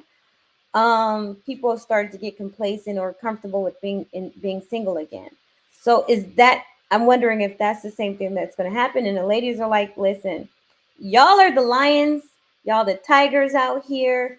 We trust y'all. Y'all got it. But we know that we still want to get married. So that's what they're looking at. That's what they want to know. That's the burning question on the table. Now that you popped up and told us that the world is falling apart again. Right? If the world is falling apart, like, I want someone with me. I want someone who's gonna, like, hold the roof. She's like, You if the world know? is falling apart, I want to marry you even more.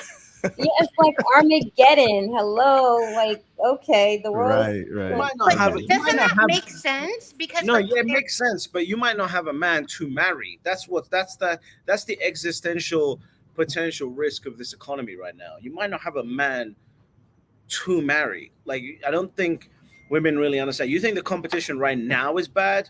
Just give it another 3 years and watch what happens.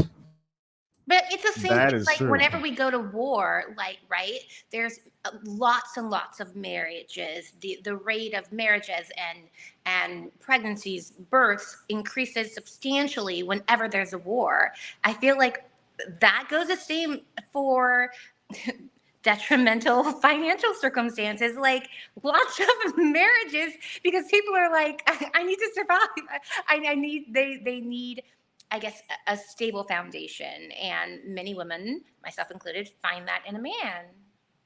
Yeah, but that is you're speaking from perspective of and you're right. You know, World War I and World War II, those things absolutely happened.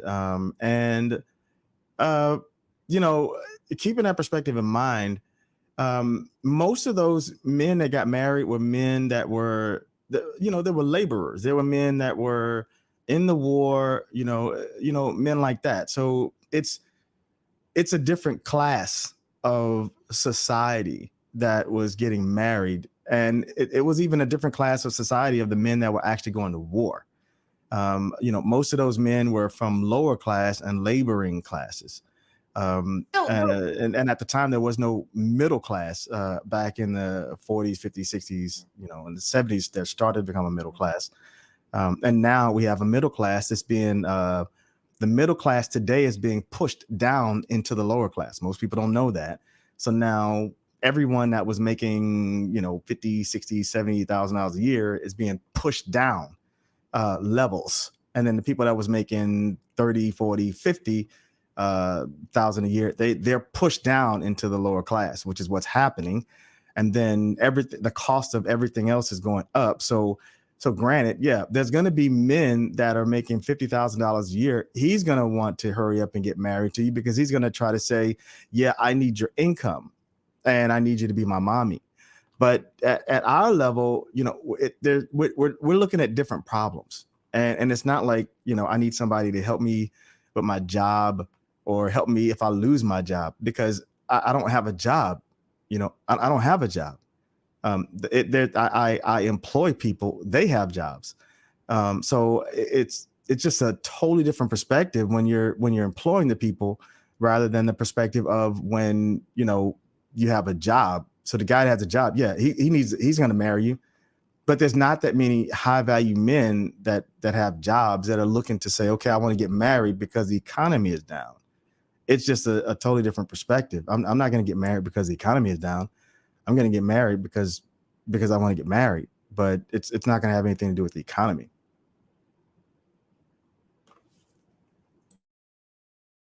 All right. that makes sense. Welcome back, AD. AD, are you there? Can you hear us? I just want to make sure your mic is working and that you can hear us. Yep. All righty. I don't know what's going on where it's having the mic issues.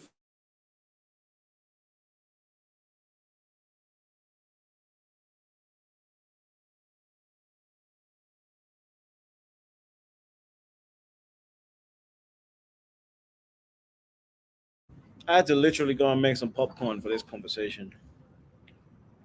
Why is that, British? Why did you have to go make some popcorn? British, you keep me laughing, man. I love it. Listen, they. The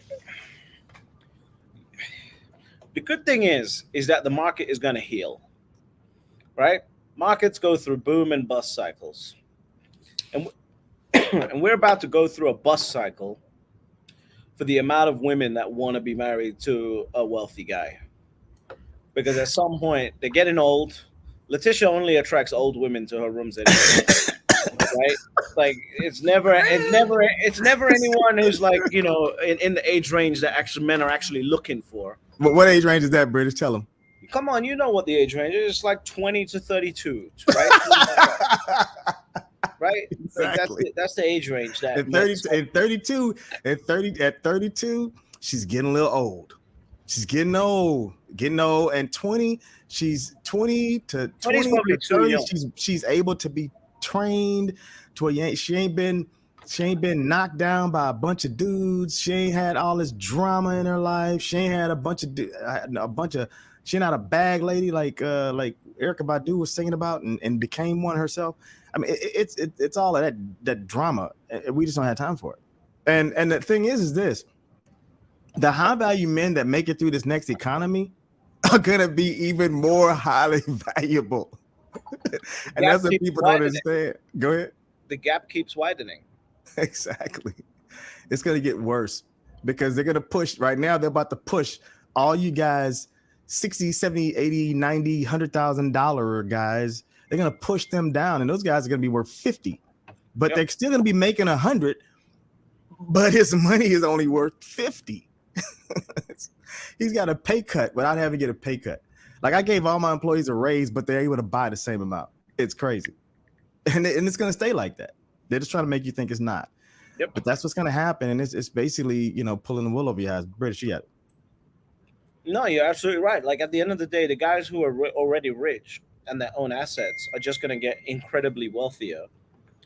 And even if the guys who are earning 120 right now, 130, 140, like imagine living in a major city and making 120 a year.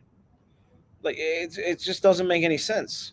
You can't even afford to, I don't know, you can't even afford to have a car at that point based on rents, based on taxes, etc., etc. You don't even have the disposable income to have a car. But, you know, as that happens and as this market happens over the next few years, all of these women are going to come back to their common senses and they're going to finally appreciate the men who are making 50, 60,000 a year in a remote part of America or in a remote part of the UK that are hardworking men, and they're going to have to settle. Now, I would urge all of those men to completely ignore these women when they come back to you, and just let them keep moving forward in whatever path God has chosen for them, and focus on the women that get it, because there's a lot of women that get it. That's the beautiful thing. No one talks about that. There are a lot of women that actually understand this, and there are more than enough women for the men who want them. Right now, there is a large conversation about how do I become that. To me, that sounds like how do I learn to manipulate that man to believing I am that when I wasn't born to be that. Ooh, yeah, that right there. Letitia, what you say about Why that? isn't it that What they I'm gonna want to say like is learn? Why isn't it wanting to right. That's what learn? I'm getting at, Liz. Like, do y'all want quality women or don't you? Like, I mean, Say that again. I didn't hear. Both of you were talking over each other. do you want quality women who could be wives or don't you? Because I don't think that just because she didn't learn it when she was younger doesn't mean she can't learn it. She can't gain the skills She now. ain't learning it when she's 35. I'm not saying it's hard to learn it. I'm not saying that. She ain't learning it when she's 35. She could. She She just may ain't. not be able She to. ain't learning it when she's 35. Just like for me, imagine me at 34, 35 years old trying to learn, I don't know, how to play the piano. Unless I Hey, really British, you're killing a business model, man. If you say she can't learn it at 35, No, then but you're here's the thing. Here's the thing. Unless I really want to learn it, right? And again, here's the thing. I've spoken to Letisha. The women that really want to learn it are working one on one. They're not working. They're not listening to clubhouse rooms 24 hours a day. They're working one on one, and they realize the urgency of it, and they're getting to work. Like most of the women are not built for this, and trying to think that you're going to learn it at 35, 40 years old after you've had a child or two. Like, what are we talking about? Just accept the fact that you don't know how to play the piano. I agree. I agree with that. And I see you got Liz popping some popcorn now. You both got me wanting some Good. popcorn. That's what I'm talking about. No, it's after 5 o'clock, so no popcorn for me. Um, but no, I get it. I understand, right? But the women who do want it, the women who are going to want to work one on one, the women who are going to do what is necessary, they're going to pay for the training. They're going to really sit up under someone, get a mentor, someone who can guide them. they can do it. And yet, so for a man who is close in their age, no. I mean, 35-year-old women getting trying to get with 35-year-old men, probably not likely, especially high value men. But she can get someone older. I don't. So with I a, don't think with a I kid, with a kid. no. It depends. It really not well. No. So here's the thing: if she's an unwed mother, the likelihood of her getting married to anyone is not likely at all. There we go. Now we can pay attention to the statistics finally. So I mean, if she's an unwed mother at any age, the likelihood of her getting married to any man is very unlikely. If she does happen to get married, it's going to be to a lesser caliber man. But there are women who are in their 30s who do not have any children, who put a lot of focus in their education, their career, their profession, because that's what they were told to do. And so they've, put dating off. And now they're like, wait, 35 years old. I want to attract my counterpart, but I don't have the skills to do that. So you need to get up under someone who can teach you, who can show you those skills you're willing to learn. If you are willing to be with a man who is willing to teach you, and you're willing to learn from him, that's even better. But I don't see how a woman 35 plus can't learn. Now, is it going to net her a high value man? Not necessarily so. But my channel is, like she can learn from my channel to even just be with a regular average man and be an exceptional woman for a regular average man. That's fine. That part's good So because you're if gonna need the skills that women think they need for a high value man are the same skills that you need for the average earning man. These are the same skills 30 years ago that the average earning man expected from his wife. And now women think that in order for me to do that, I deserve a guy who's in the top 5%. But these are the same skills. This is called wifeflation.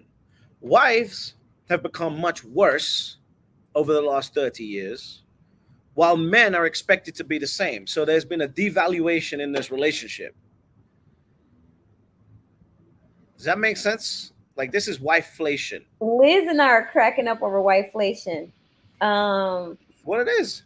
I agree. I agree. I totally agree. When I hear women talking now, it's like they want more, and yet they're expecting men to require less of them. Like there's not much that they're willing to give in exchange for him being a man, for him being the masculine provider, the protector, paying all the bills if you desire, essentially making life more comfortable and easier for you. Because let's just face it, that's one of the main reasons why I think a lot of women want to get married, because it being with a man just makes life easier.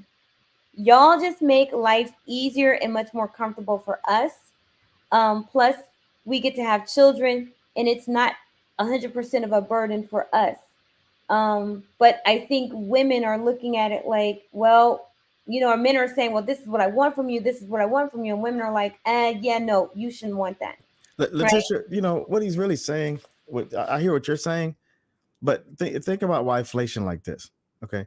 Uh, so in 10 years, I'll still be able to get a better woman than you could a man in 10 years.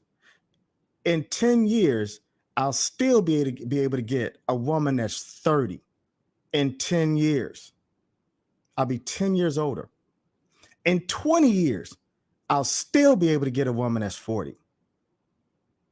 35. In Probably 30 30. years, I'll still be able to get a woman that's 40 and maybe 30 in 30 years. 30 years from now, my value will still be high. So what we're talking about is this, it's basically like a stock. See, my stock is going to continually go up, but yours is going to continually go down. So the best thing for you to do is to go ahead and make me make that purchase while your stock is high, not while your stock is on the way down. So right now, the economy is great to sell your house, but it's about to go down. So you need to sell it while somebody's willing to buy it and not hold it until the price starts to drop. And that's really what's going on. So women are saying, oh, well, you know what? I'll wait. I'll wait. I've had women that said that to me over the years. They said, oh, well, you know what? I'll wait. And you know what? I'm looking at them now and they're looking at me crazy. And I'm looking at them like, I don't know why you're looking at me. Don't look at me now. You 40. I don't want you now. I'm not interested in you. Not now. I'm interested in somebody's 30. So I'm going down. I want your daughter. And you know what? If in the 10 years, your daughter will be mine. Or I'll be knocking her down.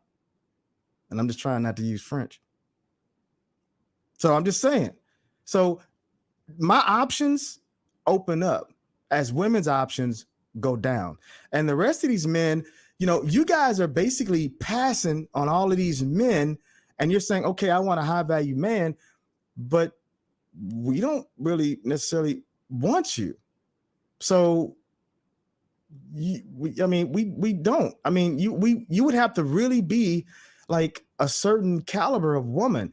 And if a woman is not married at 40 and has never been, to me, that's a red flag. I'm gonna say, well, you know what? Why? Major red flag. Why are you not married? I mean, what happened to you? You better have a baby or something. I mean, something. Why? Like, why has nobody put a ring on your finger?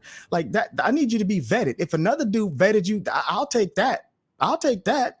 I mean, if somebody had to vet you, otherwise I'm gonna have to vet you myself. But if you're 40, 45, man, I had a woman that was 50 years old. And I'm not saying that's old because I'm 52. But she's 50 years old and she's she was a whatever they call them today, a flight attendant. That's what they call them. It was a stewardess back in the day, but she's a flight attendant, and she was trying hard to date me. I'm like, man, why are you trying so hard to like date me? You were a flight attendant for 20 years. You mean to tell me that you seem to think that I would date you when I know you're already toxic? There's something wrong. I already know you're toxic. You done had all types of men that you've had access to, and none of those men have wifed you. And you think now I'm going to do that and give you my money so I can die, so you can poison me and get all my money? No, I'm not doing that. Go ahead, British. No, you're supposed to be the gullible chump, right? That just shows up and saves the day when she's ready for it. That's exactly true. I think a lot of people, especially ghetto women, they tend to think that because you got money, it means you're dumb or you're not street smart. It means it's like, oh, okay, well, oh yeah, I don't, because you ghetto, you know more than you think you know more or something like that. They think that you don't know certain things, but you do, man. We just making you think you know things you don't really know, just so we can just let your low self-esteem do what it does. But we already know all about you. I know a lot of people triggered right now, but I don't care. It's what it is. It's what we already know. If any man, any person, man or woman, right, or self-identified penguin, this can become successful. One of the traits of success is learning how to recognize patterns. So there'll be women out there saying, but I'm not like that. You might not be, but I don't take those risks because I've had to learn to pattern recognize and avoid those risks. So it doesn't matter whether you are the exception, the needle in the haystack, this, that, and the other. You're going to have to work 20 times harder to get a man to be convinced because he's been used to that pattern recognition. And that's tough as hell. Can I say something? Yes, go ahead. Yeah, well, hello everyone. Thank you for having me here, Letisha. I was in your room yesterday, and yeah, I do have a few things to say about this topic, and I do agree with what most of the guys have said. It really is troubling, I guess, when I look at young women, especially American women, and the way they fight against what should come natural to them. It doesn't make any sense to me. I was married in my 20s. That's the best time to get married, actually, because those are your fertile years, and you are also easily moldable. I mean, you can pick up your bags and move across the country, you know, every 2 or 3 years, whatever, and you wouldn't have an issue with that. Um, you're so flexible, especially if you marry someone within the same age range. You guys are just enjoying the moment and getting to know each other. So that's the best time to get married, really. Um, I don't get why young women in this country resist that. It doesn't make any sense because by the time they get to their 30s or 40s, it's not impossible, it's just a little bit harder because some of the men they may want, you know, because women they do mature faster and the guys kind of take their time. So by the time you get to that same age, maybe the guys are still coming to their own and your ways are kind of set at this time. It's more difficult to mold your life to someone else's life if you have habits at this time that are set. Again, not impossible, but it's a tougher challenge. And you have to come with more advanced skills than just being able to, you know, play or chat or whatever. You have to do more than that because you're a full blown woman now. At the peak of your womanhood now. So it's is a I'm just curious how that will work out in the next 10 or 20 years for young women. I've been married before, like I just said, and I'm looking to marry again. When it comes to high value men, they don't, for me personally, that's what I'm used to. Okay. Yesterday in your room, Letisha, when you said what you said, I was horrified because I know it's going to be a challenge for me to consider, you know, some of what you said because that I don't know, it's going to be tough, but it's they they like what they like. They don't intimidate me at all because I know that I can hold my own more than many times over. I was married to one. I've been in a short-term relationship with another, and I guess one thing that scares me about men that make really good money is maybe some of their how shall I say? I'm a certain kind of woman that it's funny. I wasn't so experienced before I got married, and I had a long-term marriage.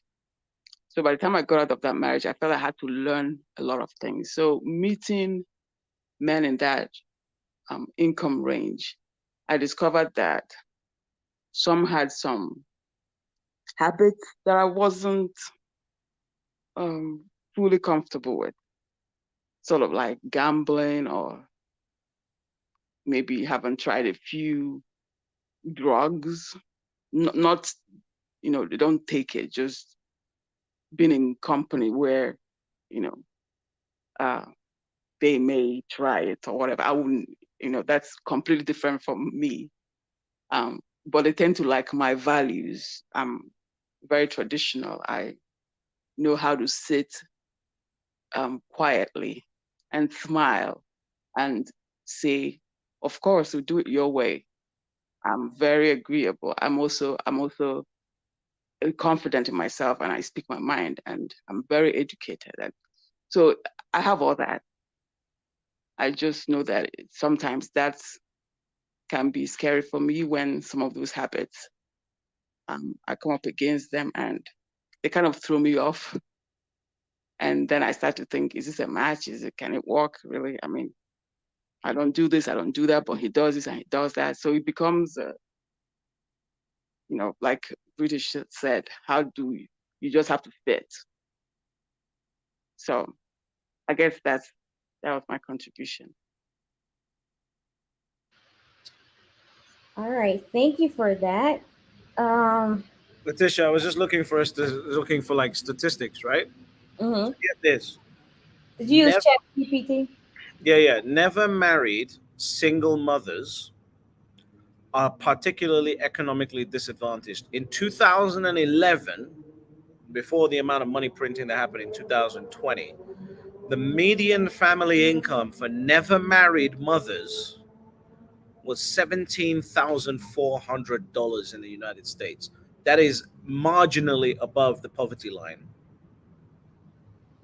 So that explains why they're all looking for high value, high successful fluent men because they're Yeah, and the other thing is poor. that people don't understand is that everybody's talking about everybody's talking about this strong, independent woman and all this type stuff, and women don't understand that. They're saying, okay, well, women are making more money and they're doing all these big things and all of that type stuff. But if you read, there's actually a book that said that's I think it's entitled Women Don't Make More Money Than Men. Don't quote me on that title. I don't remember it. But he basically says that statistically that women make more than men up to age 35. And after age 35, women hit a ceiling on their salary. It doesn't continue to go up. But even men that are not high value men, their salaries tend to go up and balance out to where they end up making more than women by age 50. So women are thinking that because they have degrees and that they're doing all these big things, they're still not making that much money. They're still not excelling like men are. And women with degrees make considerably less than men that don't have degrees. And there's another thing that's statistically that they found is that, you might ask yourself, well, why is it that women, why are you saying this, D? Why is it that women are not really making as much as what it seems over time? Well, it's because if a job is open and they say, yeah, we're going to pay you $120,000 or $90,000 a year, but the job is in Alaska, dude going to be moving next week. But you know what your sister going to say? Oh, I got to go to Alaska. It's a whole difference of men are going to be, we're going to be, look, I got to do it. I'm going to get it done. That's just that. Women are not going to see it from that perspective. We're going to do whatever it takes. But women, they just don't, it's just not natural for them. So we'll take jobs and we'll work extra hours. We'll work overtime. We'll work 80 hours a week. A woman's not going to want to do that. And we'll work 80 hours a week for the rest of our life. No problem. A woman is going to say, I deserve to not have to work 80 hours a week, and I still deserve to be able to have a lot of money.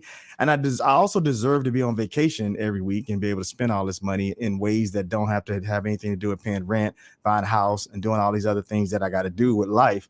And and by the way, I need all these outfits and I need all this name brand stuff so I can show my booty and all that good stuff to my friends and make them think I'm making a whole lot of money when I'm really broke because I'm spending everything that I make. It's just the wrong mentality. So yeah, I'm off my soapbox. I'm done. That's an interesting point. British, those are great statistics, right? Because we hear a lot of the conversations about how women are out earning men. Total farce. Right. If you look at the data says otherwise. Also, not just the data, but anecdotally, right? If women were out earning men, you wouldn't see a push for a lot of women wanting these highly successful men, these highly affluent men. I don't think it has anything to do with, I don't want to date a man who makes less than me. I don't want to date a man who, can't carry his own weight. I think the reality is that a lot of women are poor, right? Especially across the world. So my question to you guys is, do successful men take issue, because other studies show that the quickest way for a woman to get out of poverty is through marriage?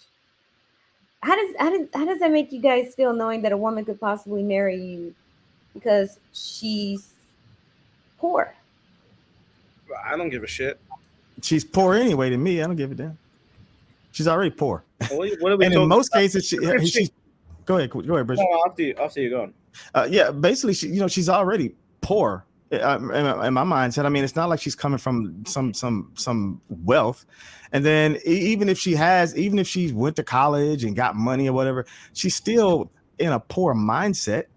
I mean, we're in America, man. We're just now getting into where we're getting, where we're having something, but still the mentality of being poor, it's still in our blood. It's in our DNA. So we still make moves that are like poor people moves. Like right now, poor people they're thinking about, oh well, it's kind of like what you guys are saying. Well, yeah, you guys are still thinking about marriage while the husband is thinking about the economy. Well, that's kind of poor people's mentality. Poor people think like that. But people that have money, people that are wealthy, they're not thinking like that. They're not thinking that way. They're thinking about maintaining their status. I was watching a documentary today, and it was talking about how and because we think it's only in America, but they were showing it how black people in Africa are they would save this they would save for years to be able to buy a car that they cannot afford just to pay the down payment, and then he would have to put that car on a loan for 11 years, and that's today. But then they went back to slavery, to right after slavery, and they said that a person would work for a black person, not white people was doing this. Black people would work making $4 a week, and they're the lowest on the totem pole, making $4 a week. And then on Sunday, they would take 2 weeks worth of pay and pay a horse and buggy white man to let them ride in his horse and buggy for 2 weeks worth of his pay through his ghetto ass neighborhood so he can make all those ghetto ass people that he lives next to in the damn ghetto realize that he's the richest person in the goddamn ghetto. That's poor people's mentality. Rich people don't think like that. And until we stop thinking like that, it's going to be the same. And that's partially the reason why you got women saying, oh, I'm independent, I don't need nobody, or women saying, oh yeah, well, I don't need a man, or they're saying that, oh yeah, well, I gotta, men ain't no good. It's a poor person's mentality, because now we're in competition with each other, and we're really not looking at who we really should be competing against. We're looking at the wrong person, and that's really what they want you to do. We really should be looking outside of one another and competing against each other. And really, you're right. Women should be getting married, but they shouldn't just be only trying to marry high value men. Right now, now they're trying to marry high value men because men have money and the woman's value change. But you know who you're trying to marry 20 years ago? The guy on the football team, the guy on the basketball team. He was the high value man then. But you know what the high value man was 20 years ago? You know what he's doing today? The real high value man? Well, he's rich today, but what was he doing 20 years ago, 30 years ago? He was in math class. He was studying. He wasn't on a football team. You passed by him. So do you think he gives a damn about you today? No. So why is he going to care about your degree? He don't care about your damn degree. He don't care about, I don't need that. Nobody care about your damn degree. Nobody care about your master's degree. I don't care about your PhD. I don't care about that. That's what you need for your own damn self-esteem. My self-esteem is solid. I'm not trying to get degrees to build myself up as a man. You're trying to get degrees to build your damn self up as a woman. But you should be solid in your womanly, whatever it is, being a woman without a degree, without anything. You should feel good about who you are and good about yourself. And if you can't do that, then you definitely can't have a high value man. You need to just marry somebody that's a regular spegular and go on with your life and be happy and make your 70,000 with your degree, your 2 degrees, and then get you a man that's working in my warehouse, and y'all live happily ever after. So I did want to go back to something you said earlier when you were talking about kind of state of mind and making decisions and relationships in different classes of people.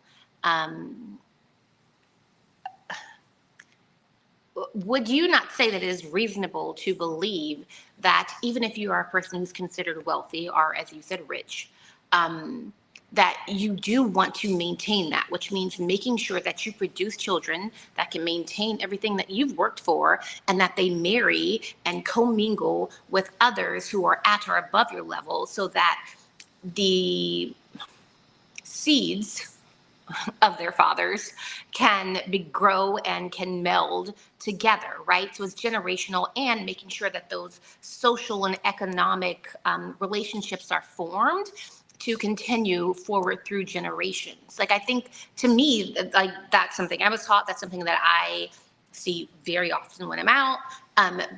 But that's my thought. So just tell me what you think there. I think you're right. I mean, I didn't raise my kids in the hood. See, the problem is that when you,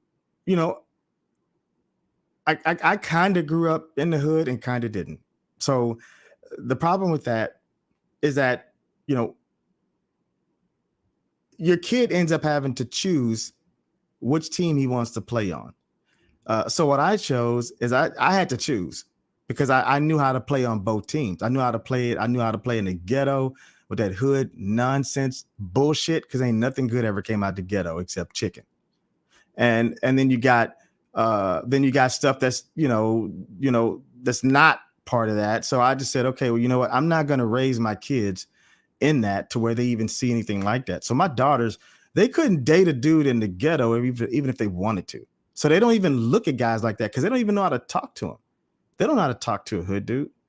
They don't know how to talk to a ghetto dude. They don't know how to talk to a rapper. They ain't trying to look for that. They're not thinking about that. So, so it's time that if Black women would choose better, it doesn't have to be a guy that's high value, but you just need to choose, because really, to be honest, value is really not just money, because you can have a guy that's high value that's low value. Value is in character. And when you're choosing these men, the men that you're choosing that are wrong, it's because he has bad character. So it's like they're saying, okay, well, yeah, you should have sex with a guy. I'm gonna tell you one way to judge a man's character. Quick. Tell him you're not gonna have sex with him till you get married. You can immediately see his character, but you want to get that pussy up. That's the problem, because you think that's gonna hold him. And then you're going to give it up, and you're going to be crying again. And then you're going to try to come to me and say, you know what, Demetrian, I want you to marry me. No, you didn't get your box up to so many dudes because you never wanted to close your legs, because you're trying to manipulate him, thinking that you could hold a man by giving him the cat. But really, you need to keep the cat up if you think the man it might be a dog. The one way to know that is to not offer him anything to eat. It's really simple. If he's a dog, he's gonna be hungry. So don't offer him nothing to eat. Say, I'm not gonna feed you. I'm not gonna feed you. And that's it. And then don't do it. Don't feed him. And if a man really wants you, man, he's gonna marry you anyway. Period. He's gonna marry you anyway. And he's gonna drop. And when he marry you, man, he gonna break your back in. But he's gonna marry you. And that's just the way it works. I'll wait, but just expect your back to get broke in. I mean, you're gonna need surgery. You're gonna need back surgery. You're gonna be getting a disability check and my check at the same time.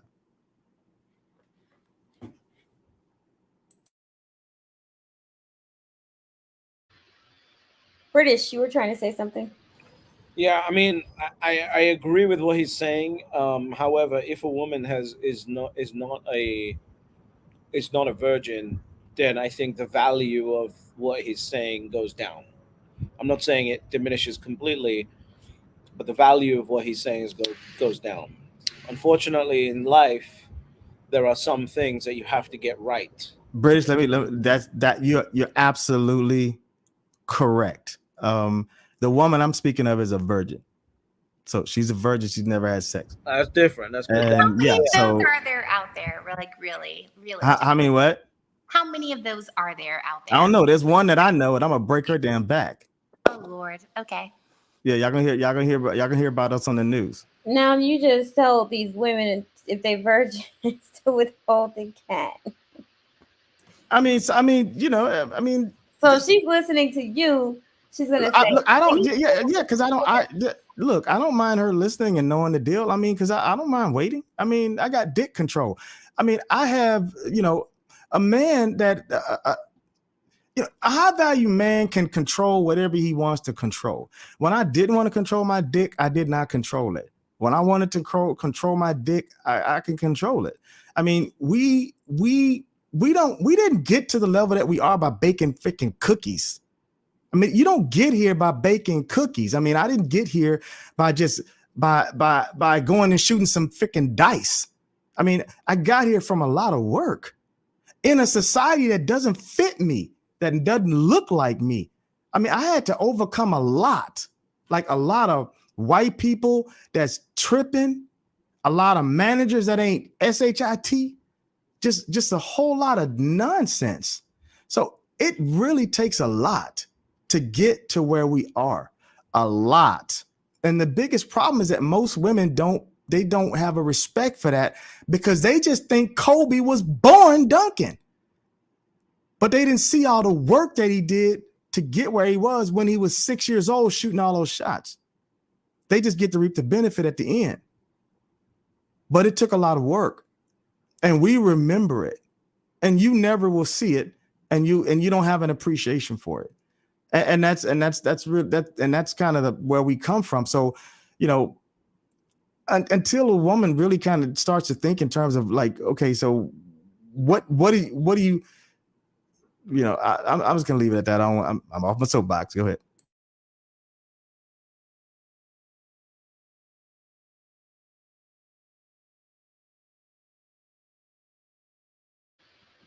all right. I guess I'll just take the time to say, well, thank you all for coming and viewing the channel. Make sure that you like, share, and subscribe. Help me get into the algorithm. And today we're talking about how to attract and connect with high value men, because that's what women really want. When I hear them talking, they don't want these poor men, British. Don't care what you say. Listen, But according to British, if you're 35 and up, it's over. It's a wrap. Not gonna happen for No. you. Me too. Not just British. That's, I mean, 35 and up, man. I mean, you too hard headed. I mean, you're not about to change nothing. I mean, once you get to be about 32, I mean, it's, I mean, you're gonna be too hard headed. I mean, you kind of be kind of stuck in your ways, and really the only reason the ideal age even is at the 30 standpoint is because we know that you're gonna change. You're gonna start coming into your identity at 30. And once you come into that identity, then you're going to kind of start knowing who you are as a person. You know, your you know, your forebrain is going to be more developed. That's not a joke. That's actually true. And you know, and you're going to be better at making decisions, things like that. But once you get to be 35, I mean, then you're competing with biology as well. yeah, there's just a lot that's going on. I mean, you know, you basically are holding yourself out for something that you're not going to get, and you're holding yourself out for these men that are, I mean, the question is, if a woman is 35 or 40, what have you been doing for the last 22 years since you got out of high school? I mean, that's just the question. It's like, what have you been doing with yourself all of that time? I mean, and if you've been working on your career all of that time, then great. You know, Keep working on it. keep doing that, because when women, okay, I'm going to go ahead and say this. When women do all of that work on their career, quote me on this, go chat GPT this. When a woman's working on her career, she's really not working on her freaking career. She's working on her fear. Make sure you put that on a reel. Make that your next, make this your story, whatever it is. She's not working on her career. She's working on her fear, because basically what women are doing is they have a problem with fear. It's the fear of poverty. And once they get into this fear of poverty, they have a problem with saying, okay, well, you know what? I'm afraid that for some reason I'm not going to be taken care of. And I feel like that I'm going to be back poverty stricken how I was raised. And because of that, then they start going after these degrees, trying to be the man, trying to be successful. But women are not masculine. Even the women that are trying to be masculine, they're not masculine. Even dykes aren't masculine. You can't be masculine. You don't even know what masculinity is. Just like a man can't be feminine. I can't have a period. I don't know what that is. I don't know what that's like. It makes me feel like my dick been cut off if I start seeing blood down there. That's a problem. I can't have that. It's we don't know how to do that. So it means women are not masculine. Women are not masculine even when they're working. They're not masculine. They're just trying to get into a mode that's called protector mode. And that's what we do. Provide and protect. But when you go into that mode and start trying to protect your own self, then you're going to do the things that we do to try to protect you. Why are you doing that? Because you're afraid. And then that's the same problem that Ebony K. Williams had. She was saying, well, hey, tell me, Miss, what's her name? Whatever, Miss Iyanla, what can I do when I don't know that I could have a man that could actually sufficiently take care of me? That's really what she said. She said she needs a man that she can trust to sufficiently take care of her. That means she's afraid. She's afraid. That's why she went to law school, because she's afraid. So now she's went to law school and she's got rid of her fear, and now she's protecting herself. So she doesn't need a man. She's right. She doesn't need a man. She don't need a man to provide and protect, because she's doing that. The only person she needs to provide and protect now is the police. Don't they say on the side of the police car, provide and protect? So instead of calling me, she needs to call one of them. I think it definitely, that really, that made a lot of sense to me. And I think that I feel like as women fill in those gaps that they're afraid men may not be able to live up to, they leave no room for a man to have a place, right? You leave no room for you to live in his world or him to live in your world, whatever people want to call it. But if you are filling every avenue, what is his place? What is his role? I feel like it diminishes the need for, the want for that man, your husband. Yeah, you're absolutely right. It does. I mean, if you're providing and protecting for yourself, if you're providing and protecting for yourself, there's absolutely no reason for a man to provide and protect for you. I mean, that's what we do. We provide food, all that good stuff, all of that. Provide money, everything that you need, and protection to make sure that you're safe. Well, if you're going out to the gun range doing that yourself, fine. But I just seen a dude slap the shit out of a woman. Do you hear me? Excuse my French, Letisha. I know you don't like cursing. So, man, I'm talking about it was two women, and this guy was a bum on the street, a skinny bum on the street that I'll slap the piss out of 2 times and walk away and won't even look back. But this dude, 2 women, one of them was gay, dyke, or whatever you want to call him, and she looked straight up like tough. And they was both coming at the dude, and man, that dude hauled off there, pop, and he knocked one of them, and then the other one came, he knocked her too, knocked them both straight out. One of them woke up, she started coming at him again, he knocked her out again. Then the other one came back, and he knocked her out again. And he just put his dukes up like, y'all, come on. This is a bum, a skinny bum. I wish I had the video because you guys need to see it. And that's what I'm saying. Women, you can't protect nothing. You ain't about to protect nothing. You can't protect yourself. I mean, once we get it, man, let something go down. Let us go to war. Let Russia come here, and you're going to get some Russian dick. That's what you're going to get. And that's what's happening in the Ukraine. They're getting Russian dick. A lot of those women is going there getting raped. And so you're not able to protect yourself. It takes a man to do that. And a lot of women will get triggered by this, but the truth is sometimes triggering. And it's better to have the truth than sit back and it's better to have it early than to sit back and wait for it to happen. And then you end up in that situation. And then you're sitting back looking at yourself saying, wow, I can't believe that I'm in this place right now. because that's where things are headed. And the only women that's not going to be protected are Black women, because you don't hear white women talking about, oh, I need to protect myself. Oh, I need to provide and protect for myself.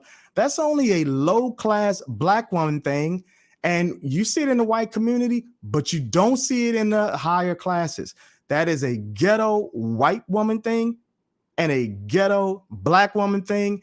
And women that came out of the ghetto, they still have the ghetto mentality. She might have a degree, but she's still thinking the same. Her mind's still in the ghetto, and she's thinking that exact same way. So this is a low-class, poor people's mentality. And until we don't get out of that nonsense, I mean, we're going to still see some of the same problems, and it's just going to continue to perpetuate itself. So it's just a mess, especially on Clubhouse. Just a mess. Just stupid niggas and stupid women saying stupid stuff to each other. Men acting like women and women acting like men. Beta males because he's raised by his mama, and then all these women want to talk about, oh well, yeah, well I know I can co-parent. You can't co-parent. We've already been goddamn co-parented. That's why we walking around acting gay. It's because we ain't had no daddy around. We already had that. So what you talking about? Oh, we gonna do that again, and that's supposed to work this time? Cause you doing it? No. Now your little boy got braids in his head to his butt. And then he trying to act like he's a man. He's not. He's out acting like a man. Because he ain't never seen that. You can't be no damn man. Oh, well, ain't nothing wrong with me. What you twisting, though? It's just nonsense. So women, you guys got to just wake up and stop this nonsense, because you're destroying our community with this bullshit. Destroying our community. It's just stupid. But I know this is a high value man things room, so I'm sorry. We need emojis. Where are the emojis? Because in my mind, I was sending emojis the entire time. I think, I mean, I can't speak for the Black community in America. I'm not Black and I'm not an American, so that would be kind of false if I did that.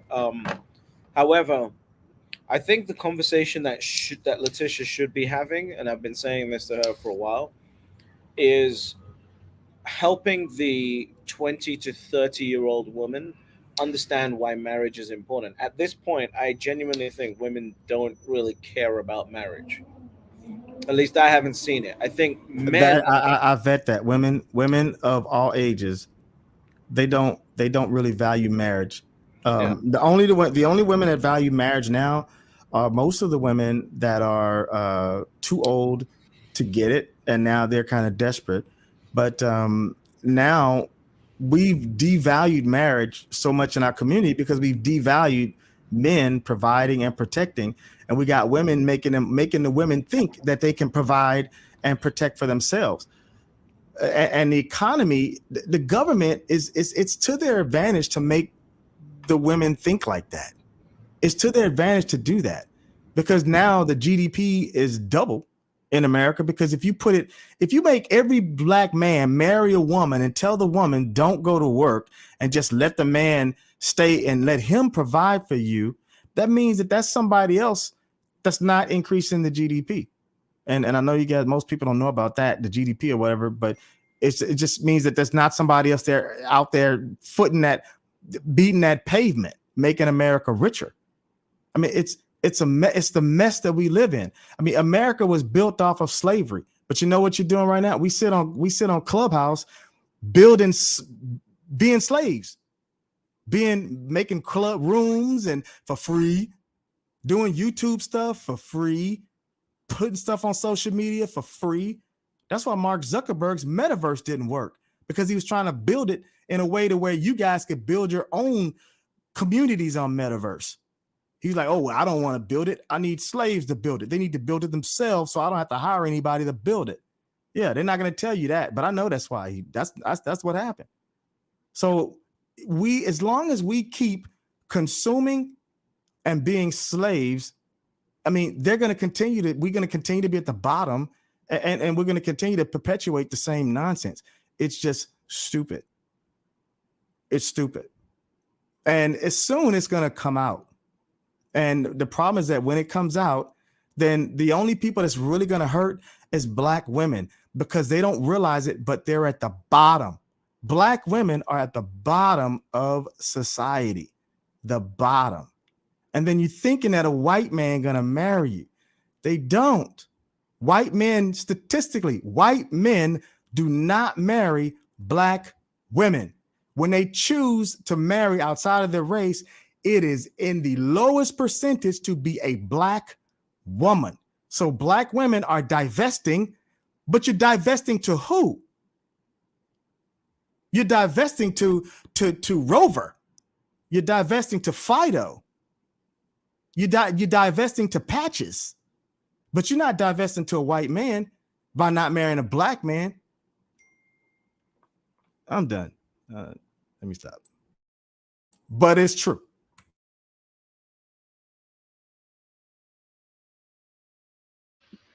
Liz, I see you with the glass. Demetrion, they're going Yes. to. Cheers, y'all. Wait, I have to stand behind the camera.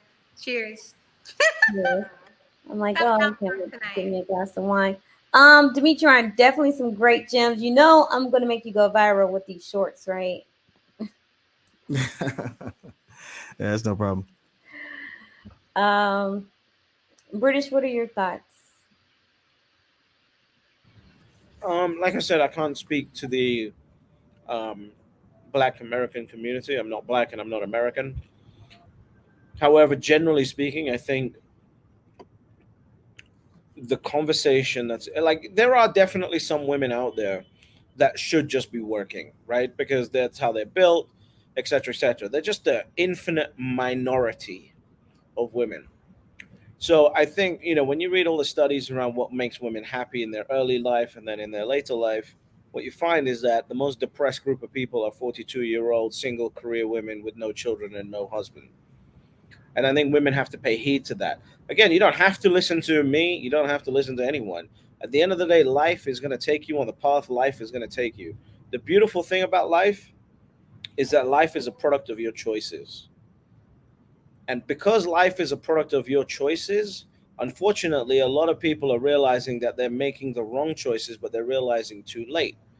And that has created a compounded effect, which is what we're dealing with right now.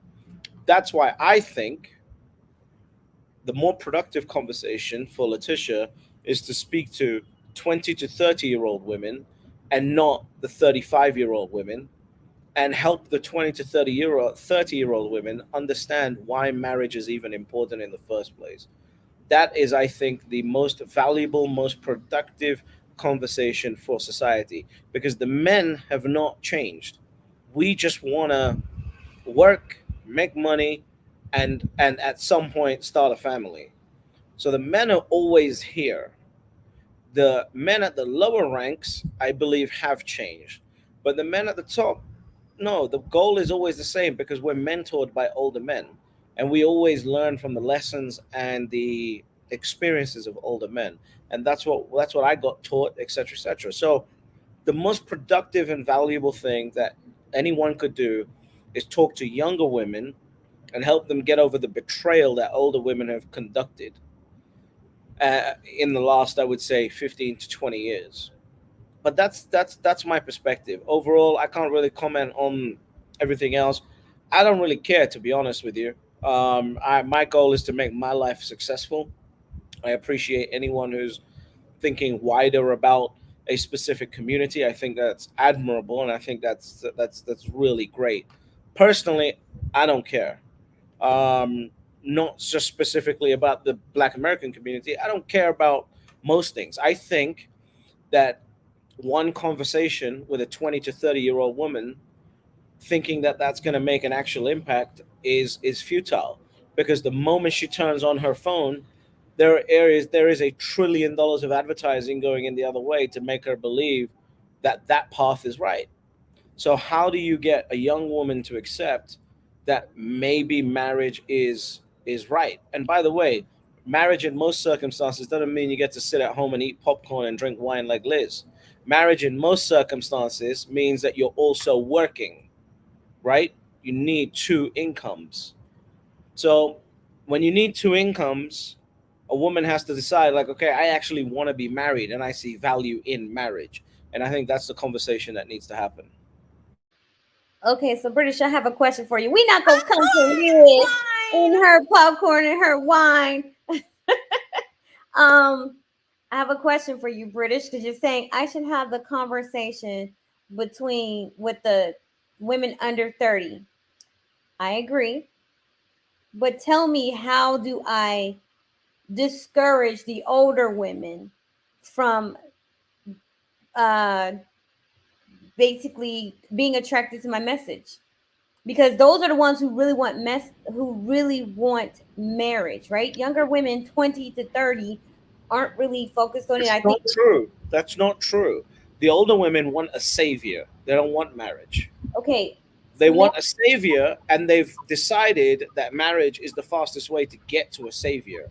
And so okay, that's if they really wanted marriage, a woman doesn't just wake up and go, you know what? After I've lived the whole career life, I've just now suddenly decided that I want marriage. okay, That so never happens. semantics aside, regardless of the reasons why, or It's not they, semantics. they still want, no, because they still want to be married, right? Whether But they want to be wives or not, they still want to be married. So the but question understanding is, the why is important. but Why is important. okay, but I'm trying to get to a bigger point. How do I discourage the Don't women? discourage them. Don't discourage them. What you should do is sell them the pipe dream.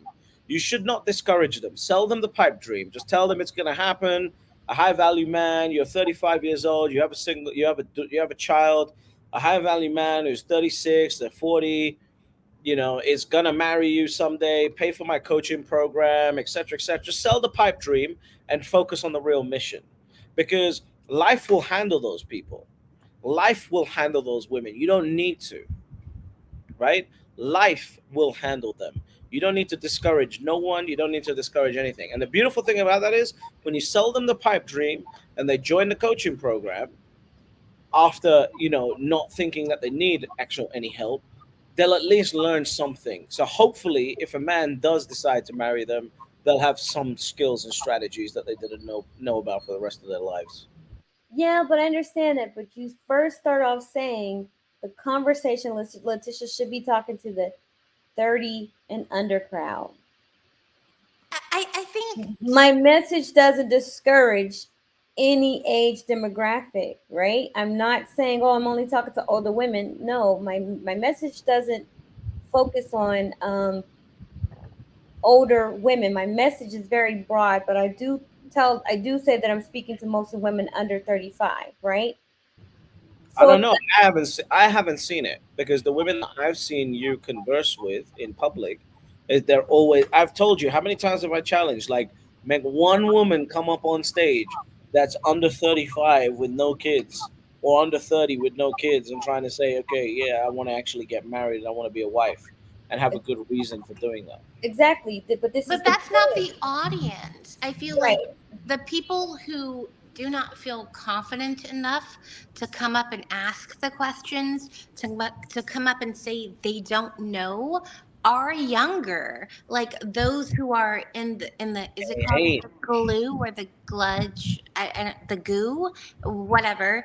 Like they are often, when I've looked through, because I browse and see who's in the room, and I think it's a matter of like this is new territory. They are really in a land that they have never ventured into before. They've never heard about it. It wasn't in their history books. Their mothers, their parents, they didn't teach them about these things. This is a new world. Liz, Yes. have you heard of the phrase "closed mouths don't get fed"? Absolutely. Okay, And I so if they're also too understand that immaturity can impede learning. good, so if they don't want it enough to say I need help, then that's their life path. Okay, but In the okay. eternal purpose of God.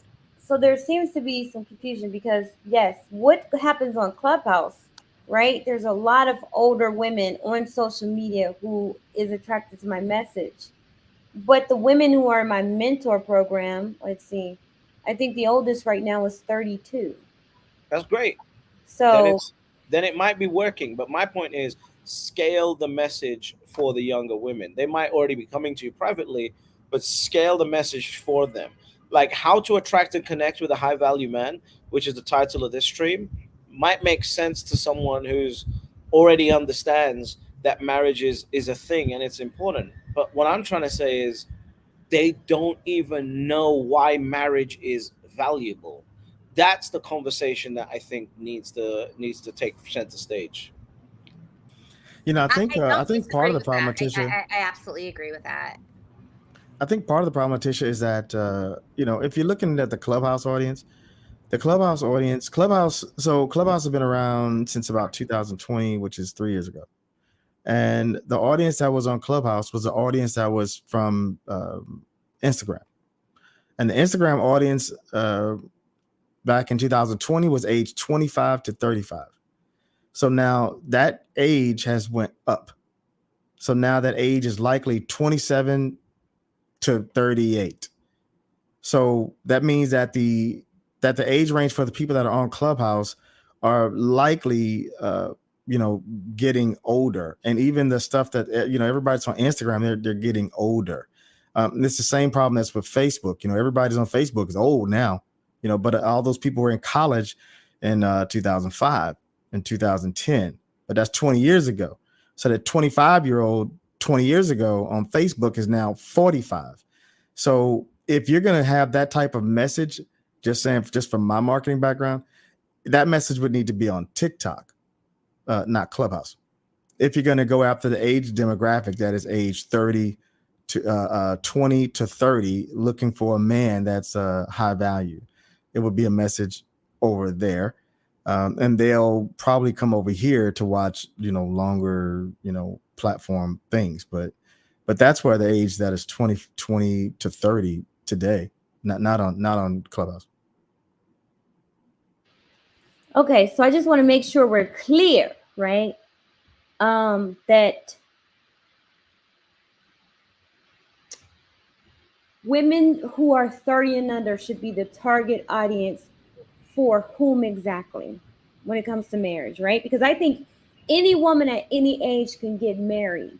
She just has to be strategic and understand her dating lane, because yes, there are older women getting married. You can't sit here and tell me that there You isn't. just said any woman at any Yes, age. there are. Yes, No, you said two very specific things. You said any woman at any age.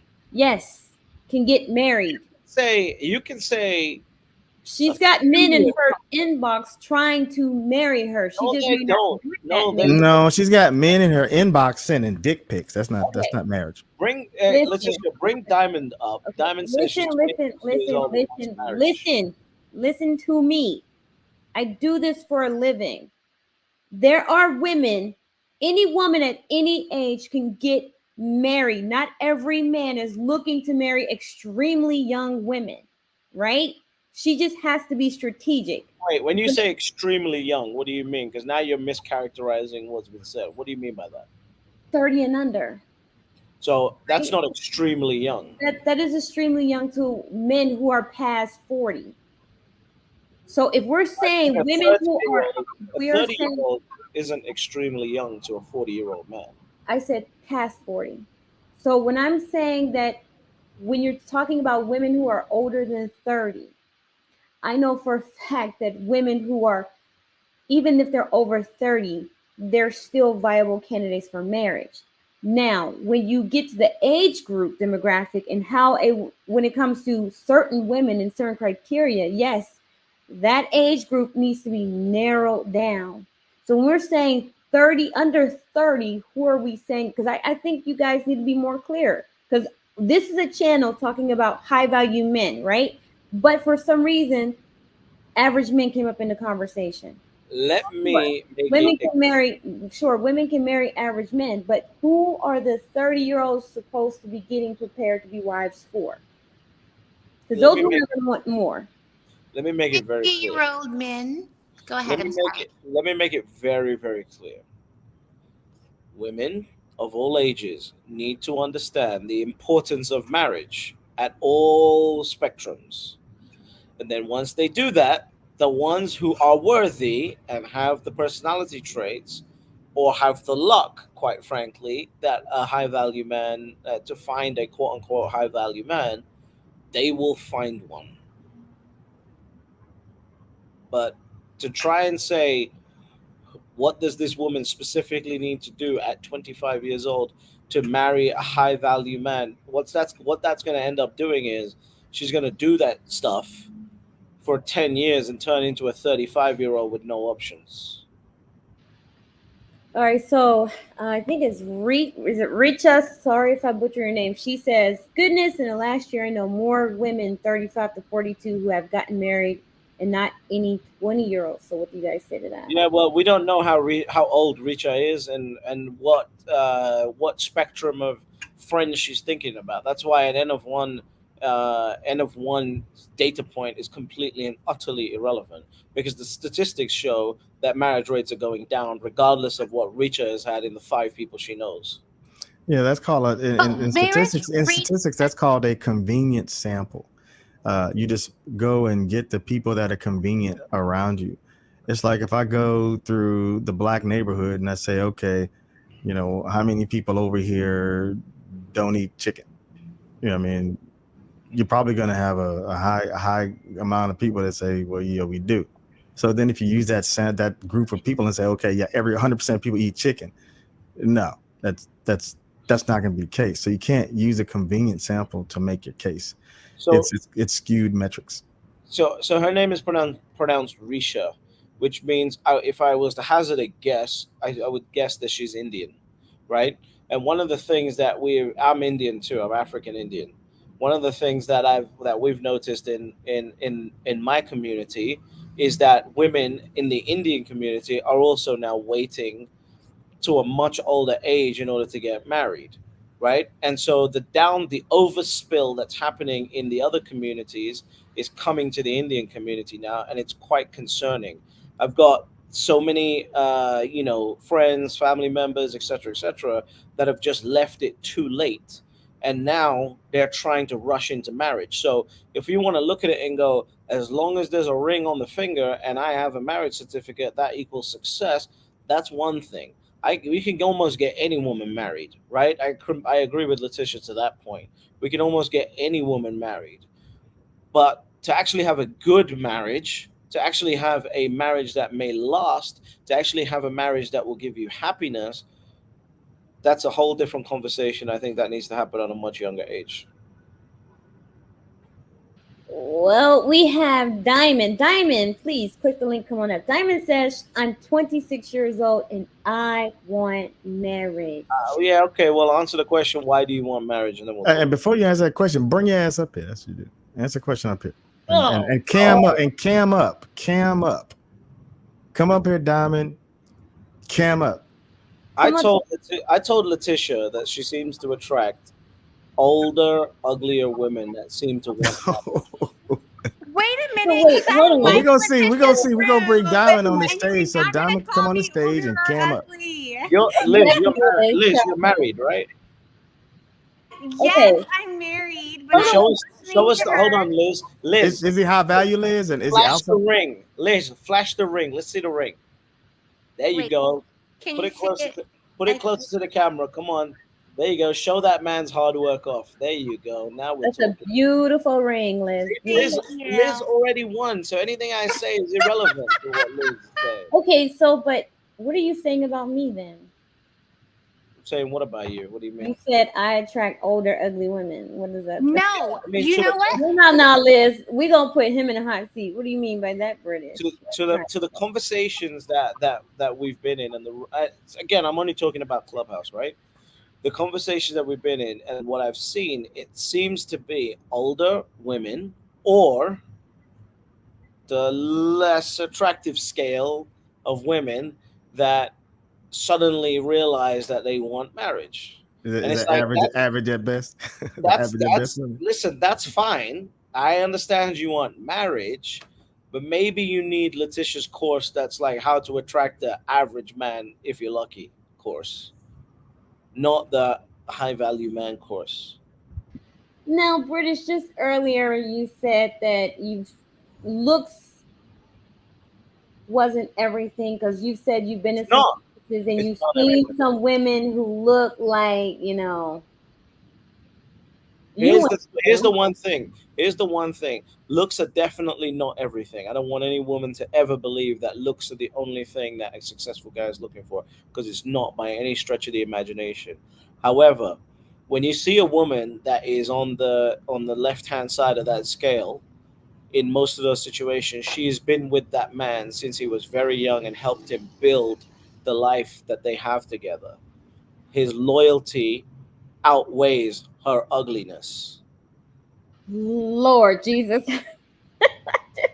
Y'all are gonna the shots are like, oh my gosh, like okay. Right? Like her loyalty, his loyalty is outweighing a lot of things. And that's important because that's what a man is.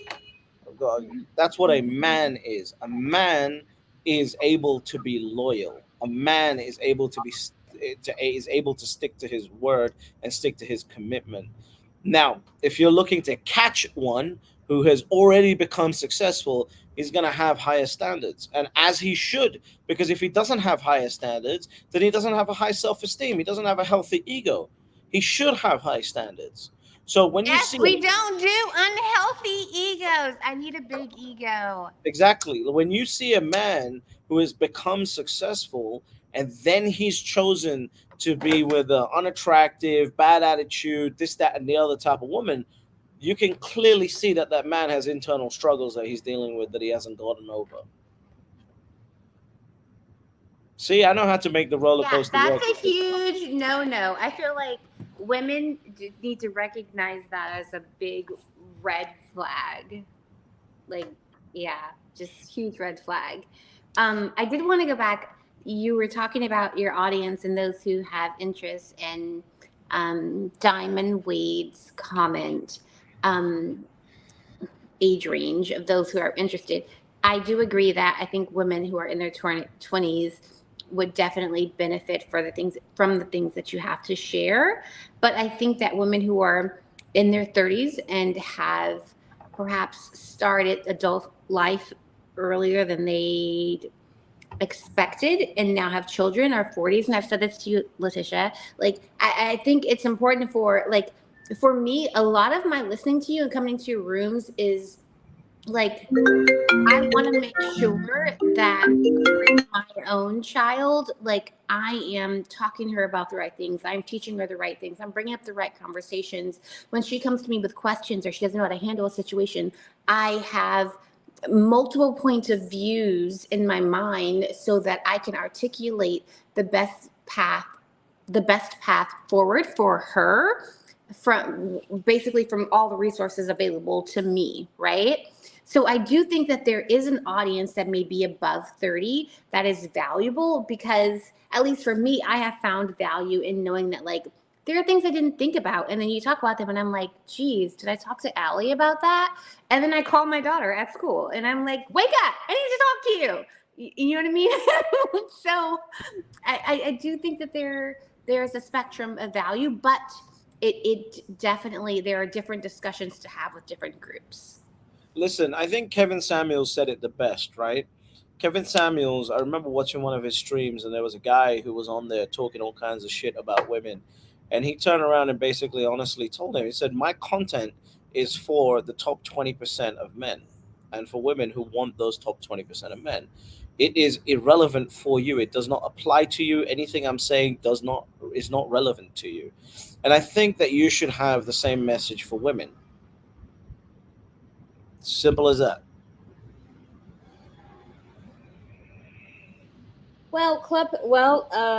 The way that you attract um the audience you want, sometimes you're going to attract those that you don't want. Absolutely. So Absolutely. the message is the message. Like I am talking to younger women, right? Because well, I'm talking to specifically women who do not have children. Um, women. So when I say women who don't have, like when I say women with the highest nobility, you're looking at, and that 18 to 25 year range, right? That's the highest nobility. Those are the women who are in the best shape of their lives. They're the most fertile. and what else? Do you know And what, and But Letitia? they're the ones who don't want to get married. They're having fun. They're in That, college. but here's They're the that's the experiencing point. like what but grown-up life and great, but independent life is like outside of their parents, right? right, That's but that's the here's point the I'm trying to make. here is the thing. What they need to understand is when you're done having fun, like there's things that you can do simultaneously, right? You can get a man when you're at your peak and y'all can have fun together. Or you have your fun earlier, but when you attract that man that you know you want to do life with for the rest of your life, then it's time to start settling down. But you need to do that before a certain age. But Because they there don't even know are that they want it, Letitia. That's the point. They don't even know that they want I the man to well, do that. okay, so British, here's the thing. I can't force them to want what they don't want. Yes, you can. No, Yes, I you can can. no, I cannot. All Because I they that's how society has been built. You telling me that back in the day when grandmas used to tell their daughters like you need to get married and then worry about everything like right, this is okay. But But here's that's the thing, an British. internal Hold on, home hold belief. on, That's hold on, hold on. upbringing. Here's the thing. I was able to do that with my daughter because I had my daughter since birth. yeah, Constantly that's having those hold on, constantly having those conversations since she was a little girl, stressing the importance of marriage, right? Stressing the importance of figuring out who you are as a young woman, who you want to be as a woman, what you want out of life. And marriage is a goal, then you need to do X, Y, and Z in order to achieve it. That's why she's engaged, getting married at 22.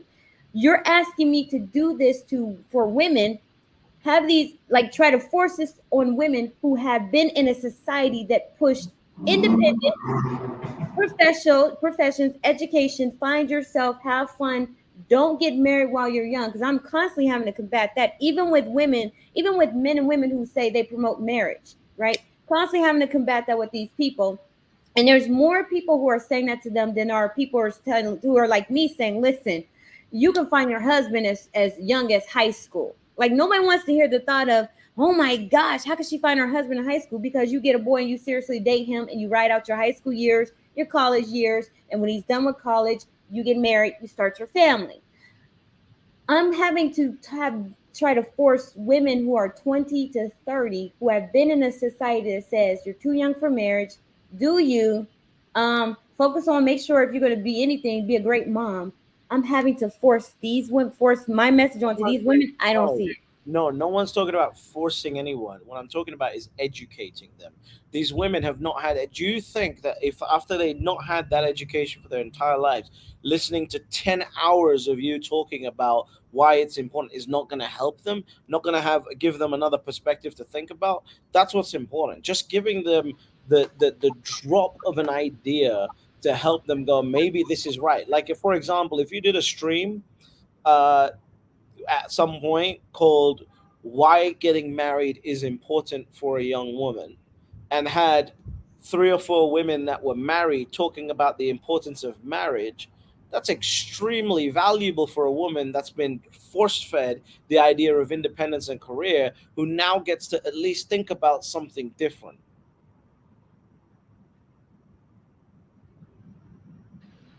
I just stuck a flaming hot chip in my mouth right when you went silent because I thought I was going to have time to finish that chip.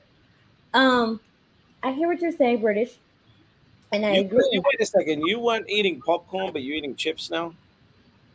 I don't You have were any. supposed to join the popcorn crew. Come on. We don't. We don't. Popcorn and a We, glass of wine, ma'am. we don't have any popcorn here, so I'm getting the next best thing.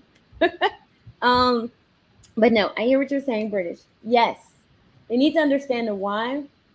However, um, men have to accept that women are going to get reasons, get want to get married for their own reasons, and it's going to be on the man to choose the woman according to her reason. Not everyone believes in a love marriage. Not everyone believes in a love match. A lot of people believe in duty, honor, compatibility, um, and there are men who are okay with that. So I'm comfortable with the fact of helping women to understand their reasons why they want to get married and working with them to achieve that goal, because that's the purpose, that's the nature of my business, that's the nature of this channel, especially if she desires to get married to a high value man. Um, but I understand that my message is going to be attractive to a wide range of women, and don't and I just don't see how you don't see that younger that I'm do focus on younger women, but first off, British, they don't have any money to afford the services. You do understand that, like that's why a lot of Not oh true. I man, would That's just not say really.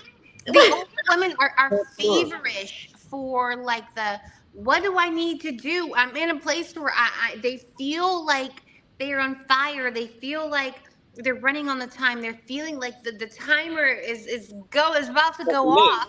And now they're going, what can I do? Who can I enlist to help me? think about this. Everything that you just said that they're feeling makes them instantly unattractive.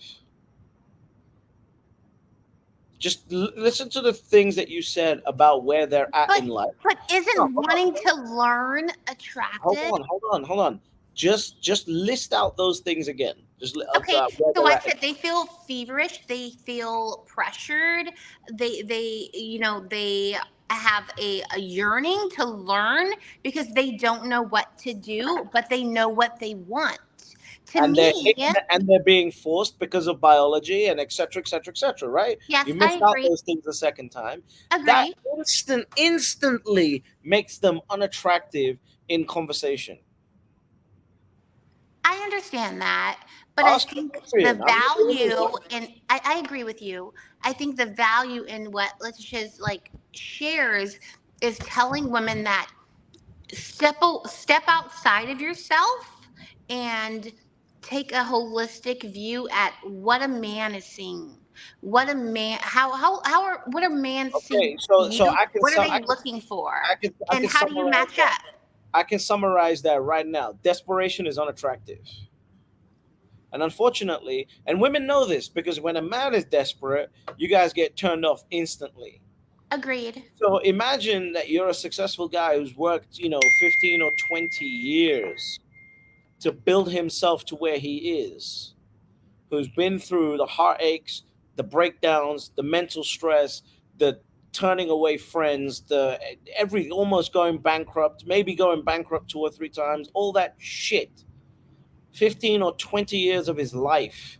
And now a woman who is biologically challenged, right? Time challenged biologically, in a rush to do that, has not been educated ever on how to do this, suddenly is now trying to figure out how do I suddenly become the right person to get this guy to marry me. Do you understand how unattractive I, that, like, do you women actually I understand how understand it's unattractive that is? I understand it's unattractive, but I also feel like No, women don't think that shouldn't way. it be somewhat attractive that this woman sees something in you she is so attracted in that she is willing to put in the work because she wants a life with you. And whatever it takes for her to do, if she has to reevaluate her thoughts, her beliefs, her actions, her habits, whatever it may be, she is willing to put in that work. Like to me, that is a serious commitment, I'll tell you and that's a good thing. before you get to the is that attractive, the question that runs through our mind, and Dimitri, and you can tell me if I'm wrong on this one. What runs through our mind is she faking this? Is this Oh. just for the next 3 years until I put a ring on it and put a baby inside of her, and Okay, then we that's go not what back to who I she get is? you. I get you. That's not. I mean someone I mean someone who's truly looking to Yeah, like but here's the do difference. life. Here's the difference. The women that are truly looking to do that, like Letisha's daughter, get engaged and married at 22. Like Diamond in the chat, are looking for marriage at 26. This is I the feel problem. like This is the I problem. get you because You guys, I was a 19-year-old you girl that guys was. I get you. You I get it. guys are thinking that we are Labrador puppies that will hug everyone. We are Belgian Malinois. We are trained Belgian fucking Malinois. We are trained to sniff out bullshit. Excuse my language, Letitia. Exactly. We are Exactly. to sniff all of this out. And we can Exactly. sniff this out by pattern recognition, because we've been around desperate men, we've been around desperate women, we've been around men trying to take advantage of us, we've been around women trying to take advantage of us. We can sniff this out completely. So to try and think that you're going to learn some tactic to try and manipulate me if it's Wait, not whoa, whoa, already, whoa, whoa, whoa, ain't whoa. gonna work. It's not I, manipulation. hold It's on, about hold on. self-change. Liz, It's Liz, about hold on. self-encouragement. Go ahead. I'm Liz, Like, sorry. Liz, it, sometimes, Liz, sometimes it's just too late. listen, here's the thing. I don't treat, I mean, ooh, darn now I'm sounding like I'm sipping on wine. I don't teach manipulation. I teach mindset I know. transformation. So, Letitia, you teach good. We've spoken a lot. Letitia teaches very valuable things. Unfortunately, when someone's back is against the wall, they'll take your good intentioned, valuable education and use it for manipulation, okay, right? I see what And you're that's, saying. you cannot control that, right? Because at the end of the day, all you can do is be in control of the teaching that you do. You can't control that. However, what I'm trying to say is, despite all of that, despite their intention to use it for manipulation, or maybe it's genuine, the amount of red flags that go up is unbelievable. This is why a stream, an education for younger women on why marriage is actually important before they get to the strategies is very important, because then at least they've got a chance of aligning their authentic self around that. Okay, so you're really just talking about like developing that foundational understanding. Liz, I don't know where I encourage every woman to go on YouTube and search for Special Forces Belgian Malinois, right? And I had one for one day, but he was so strong. He literally put me like ice scratches on my chin, so I returned him to owner. right, And now I just play with my husband's dogs because right. damn Right. dog was too Because strong. And yeah, no. these dogs are trained to stand right next to their controllers, their owners, and they're trained to be silent, and they're trained to jump out of helicopters and do halo jumps with special forces operators. And then after that halo jump, they're trained to be completely silent in an environment that is behind enemy lines. And then when the operator says go, they are trained to execute the person that they're aimed at, right? That's what you're dealing with when you're dealing with a man who, at 35 years old, 40 years old, has gone through life's bullshit since he was 20 years old and actually made it. That is what you are dealing with. And if you take that as a joke, you are going to be railroaded. Woo! I would say I'm giving hand claps to Liz and I'm giving hand claps to you, British, because you both made some very valid points. I agree, Liz, that a woman willing to learn and do what it takes um, is valuable. But like British said, they're doing it too late, and that's the problem.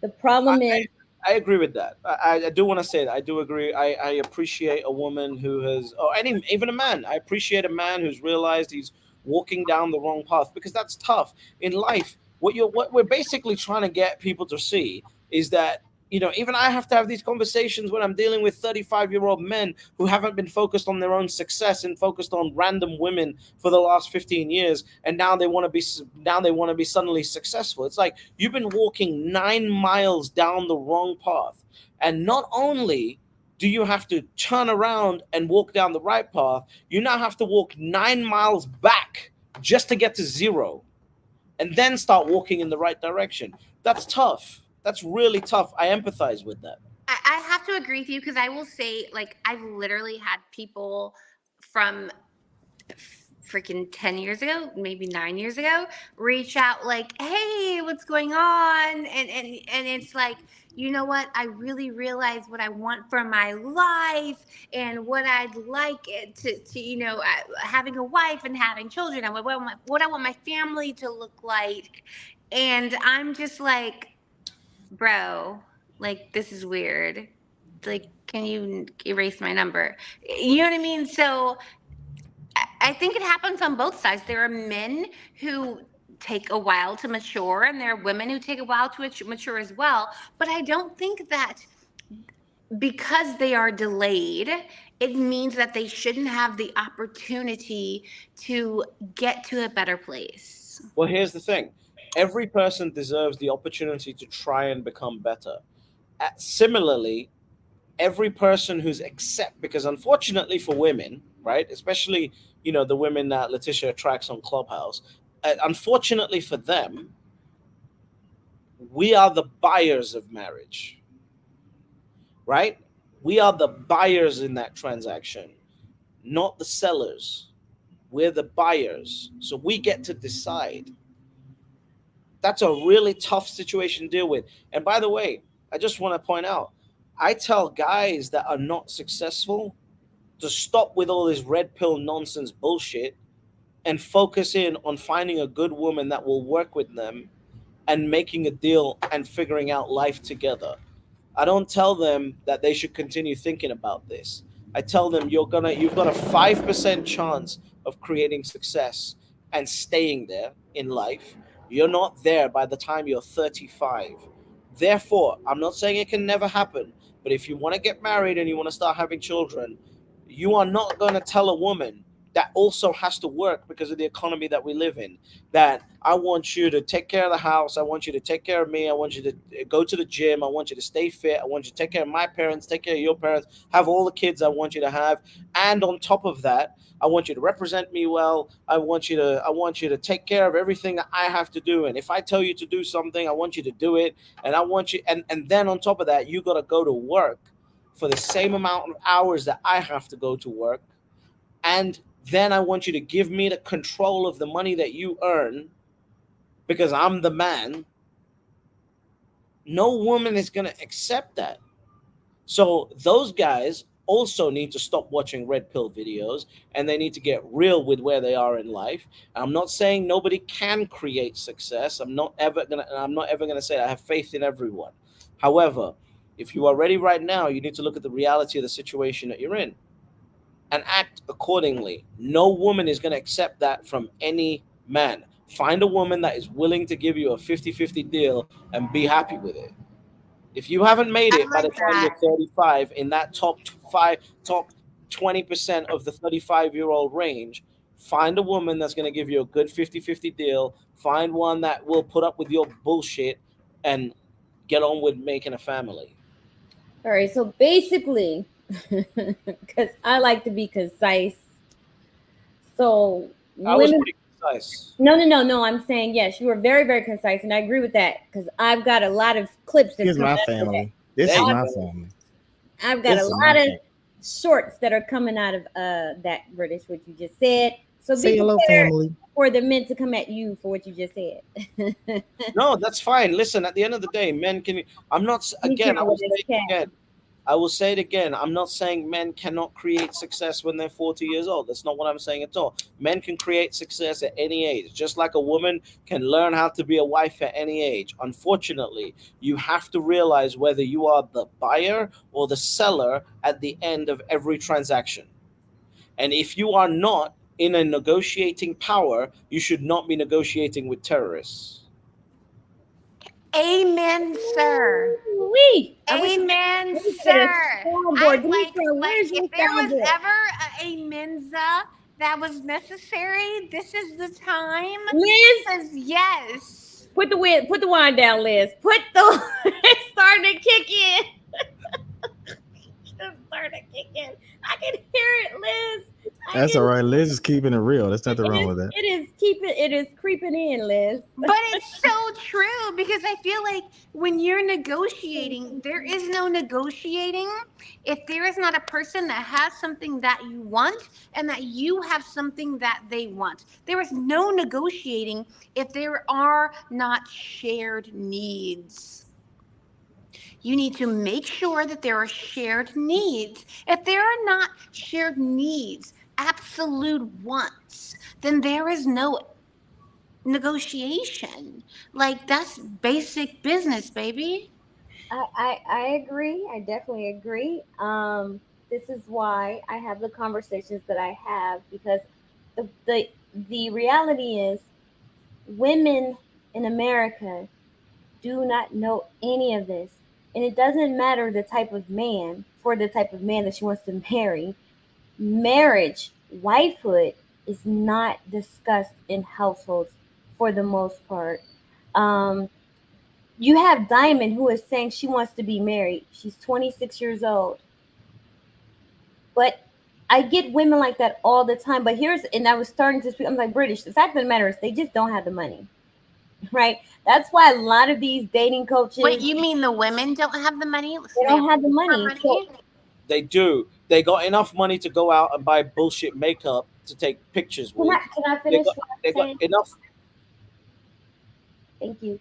Um, they because they reach out to me all the time, especially the young ones. So this is why a lot of the dating coaches, when you guys, the dating coaches, these femininity coaches, all these coaches on social media, they are talking to a certain group of women over 35. Why? Because those are the women who have the money and the resources to pay for the courses, to pay for the books, to pay for the sessions, right? I love working with younger women, but I'm constantly inundated with, oh, I would like your help. Can I sign up? And then I send them the information, and it's, oh, I don't have the finances right now, right? So, and I get what you're saying, British. They have the money for the makeup. I'm gonna be honest with you. When you poor, you don't have a lot of resources. You're going to find a way to make yourself look good, um, and even if it's not at a very high cost. So, but the fact Just is, say it straight, Letitia. Just tell him we like to look good. We like to feel good. We like to look in the mirror. So, yes, I am buying $69 foundation, but I look in the mirror and my skin is flawless. Like, let me they're not be. buying $69 foundation. They're going to Walgreens and getting that CoverGirl stuff. That's why their pictures look so horrible. But hey, I Oh, can't I'm talk. sorry. I'm gonna shut up. I'm gonna shut up. I'm gonna shut up. My bad. I can't talk because I don't take great pictures either. I'm not photogenic, um, but yes, I can afford to buy this $69, $79. Well, actually, it's $129 foundation, right? But I'm just saying that women 30 and younger, British, they're poor. So how are they going to be able to truly afford it? How about the men with the money? How about y'all, donate some funds to, be benevolent and charity and say, you know what? I'm going to sponsor a young lady to join your mentorship But program. what if it's a group? What if it's a, you know what? I like we together, like, God, I'm gonna be quiet for a second. Please go ahead. This is the biggest amount of crock of Ah, rubbish No, you know I've what? heard. We're eating British, you don't popcorn leave us alone. together, so you don't get to say crock of shit today, okay? This is the biggest amount of bull crap that I've heard in a while. Like this is crazy. So Wait, so you don't not think the women are poor? hold Aren't on, poor? hold on, Letitia. Not only do you want a man to save a woman once she is at a certain point and made all the wrong decisions, you now want men to donate money for women who are either pretending or don't have the right intentions or aren't serious enough to go through some training to learn about this. Like I think that's such a stupid concept. So I'm just gonna move straight past it. No, no, no, no. Wait, But that's not what I said, though. and I that's What I not think what the I most said. I Because I think the most 30 and important under. thing, I think the most important thing would be to create education, which is what you're doing right now, for women under 30. And yes, there might be a smaller conversion rate, but the ones that do convert will be serious. But What I at least then the women who don't have the funds will have the education because no one's doing that right now. Okay, but but their parents will be hold on, paying for it. hold on. But There you go. here's the That's a good idea. but Your market is actually Liz. they Does that don't make have, sense? hold on, because they don't have parents to pay for it. Like, come on, women under. I'm talking about the women under 30. I'm talking about the group of women that you say the message should be for, the education should be for, and I'm telling you that what I'm constantly getting is these women are coming back saying, I can't afford it. And Listen, tell me, unfortunately, I can't Letitia, give tell me them why some they should join it. support. Tell me why they should join it. Don't tell me they can't afford it because anyone can afford anything they know they want enough. So tell me No, why they should actually join it. Wait. So I know you want to answer British question, but I would say to you, as someone, a lot of my consulting clients are working in public sector, get a peer certification because then you can work as someone who has lived experience and work within multiple communities and get federal dollars as well as county and city dollars. I have no idea why any of that was relevant. So Letitia, go ahead. You want to say why they should? Yeah, you tell me why they should go out and find the money to learn this. Why is marriage that important that a young woman, because she understands that she has not been one of the blessed ones to have the education from her mother or her grandma, why should she figure it out? They already got guys simping after them. So what they should do is the cash apps that they're receiving, they should be funneling them into learning this content, not going out there to the club or going Simping, out on holidays. simping. I mean, that's true. That is true, and that's why I don't really offer any sympathy. So when they say, "Oh, You're you dealing know," with Belgian Malinois. I don't think you understand. Like, don't give me bullshit.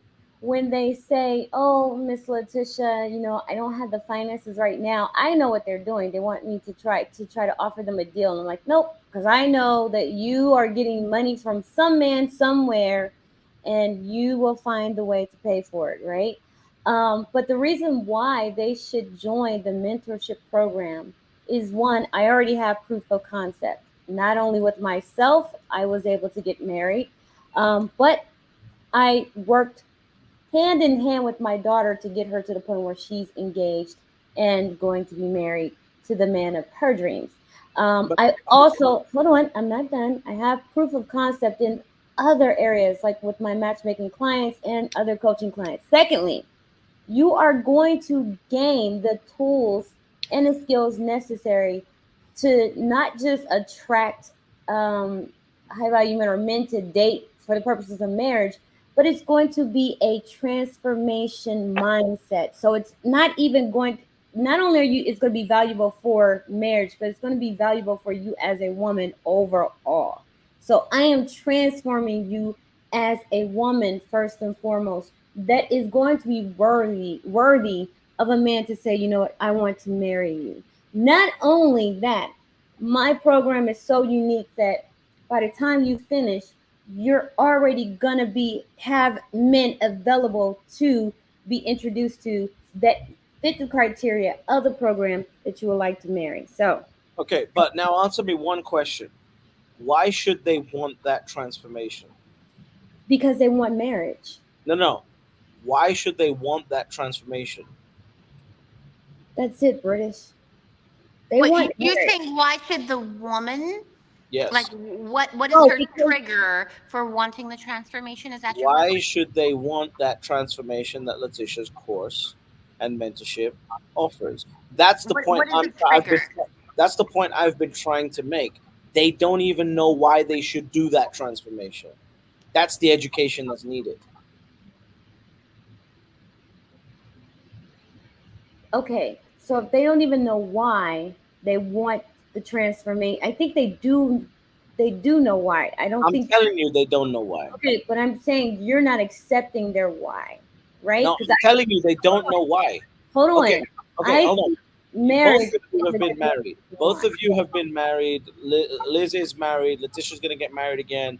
Both of you have been married. Both of you have got daughters. Why should your daughters want marriage at a young age? Because waiting too long is going to be too late. They're not going to achieve the goal if they wait too long. That's the, like, getting married. That's if you if Why? you if you frame Why it should that they? way. That's if Why you should they have the goal? okay. So it's not I about, think I think you're leaving out.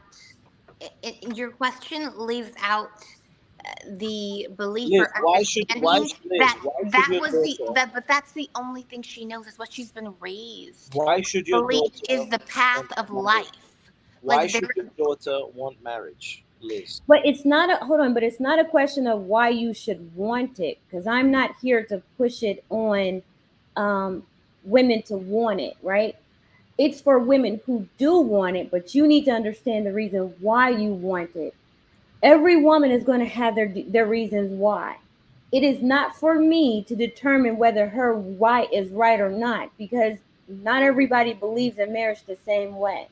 It is going to be for her to develop the skills necessary to achieve that goal. And it's going to be for the men to determine if her why is something that's valid for him. Now, I will tell women that some of their whys are unrealistic and not founded in marriage, has nothing to do with marriage at all. It has everything to do with selfishness, right? I'm not here to help gold diggers. I'm not here to help sugar babies. I'm not here to help finessers. I'm here to help women who truly want to be wives. The reason why it is important for women to focus on marriage earlier, um, in opposition to what is programmed in them, what's socialized in them, is because as you hear the men, they try to walk back from it. But I'm getting to the point where I'm like, women who is over, if you're over 35, it's over. Like, get what you can get and let that be. And if you got kids, focus on raising your daughter to be different, and go about mating completely different than you are. If you are under 35, if you are especially under 30, now is the time, because marriage rates are declining, and they're declining not because women don't want marriage, because I know, even though they say that, it's a bold-faced lie. They're declining because men are choosing not to ask women to marry them because they don't see the benefit. The quality is not there. While a lot of certain men have quantity of women, they don't have a problem finding women. The quality of women that are on the market is just not there. So while I understand, British, that you're saying the women have to focus on the why, I get that. They do need to understand their why, but not every woman's why is going to be the same. And I'm not here to give them the message. I'm not what's his name in The Matrix, Lauren Fishburne's character. I wish I could do Morpheus. Morpheus. I'm not Morpheus to say red pill, blue pill, and then you have this, and then I'm telling you that you need to. This is why you need to get married. This is why you should get married, and this is and your why should be this. No, the program is for the purpose of helping women to uncover their why and to have a mindset transformation to develop the skills Well, and develop the skills for them to be able to successfully date to well, attract a man for marriage. well, I've been so. Again, you're probably right because it's your market. I have no idea about the market, but I've been selling stuff since I was 16 years old. And the one thing that I will tell you is that if you want to limit your client base to people that already know the answer, then they probably already have the strategy. The biggest market when it comes to sales is helping a client understand why they should have something. That's where I think you should focus on, but it's just my opinion.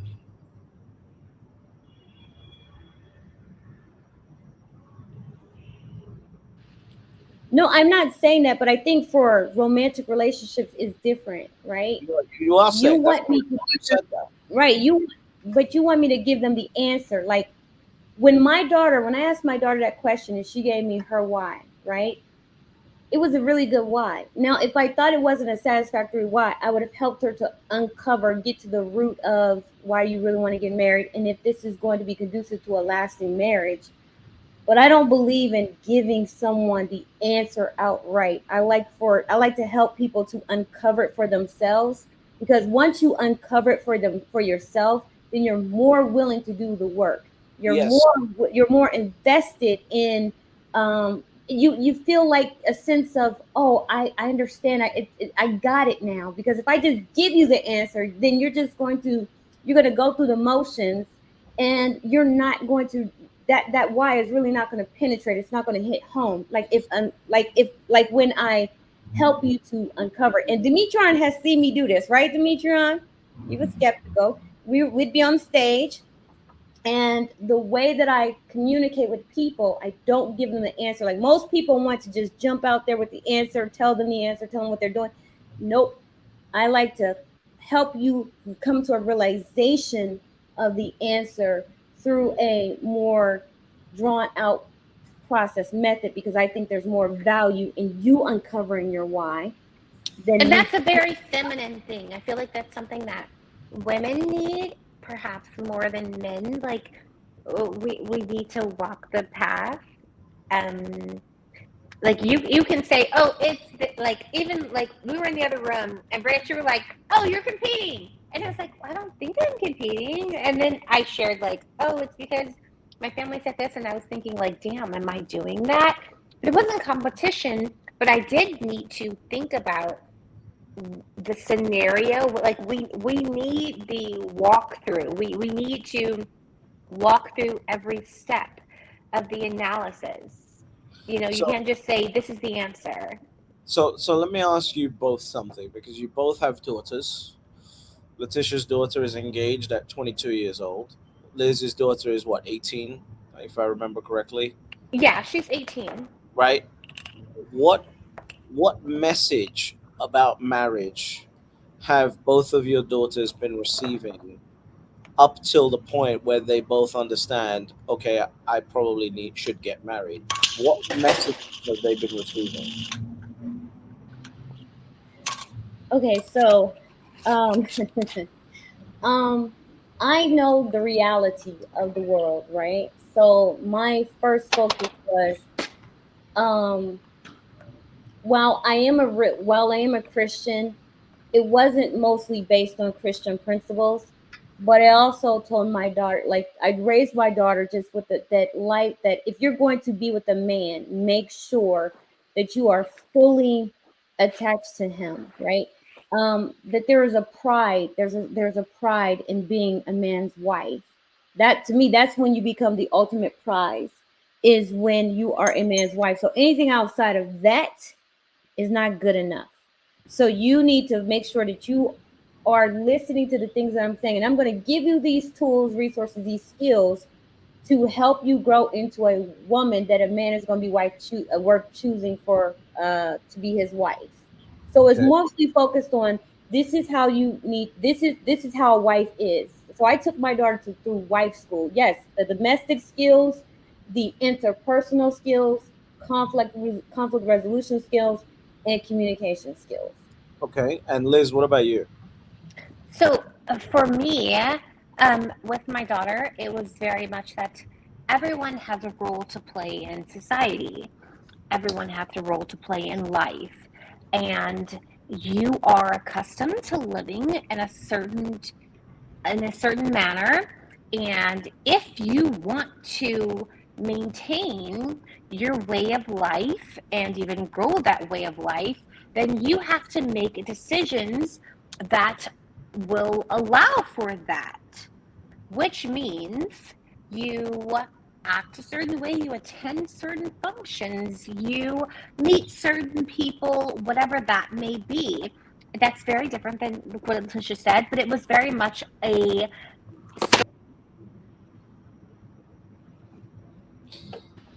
What So the heck? The wine get to her. that's the one, yeah. So Yeah.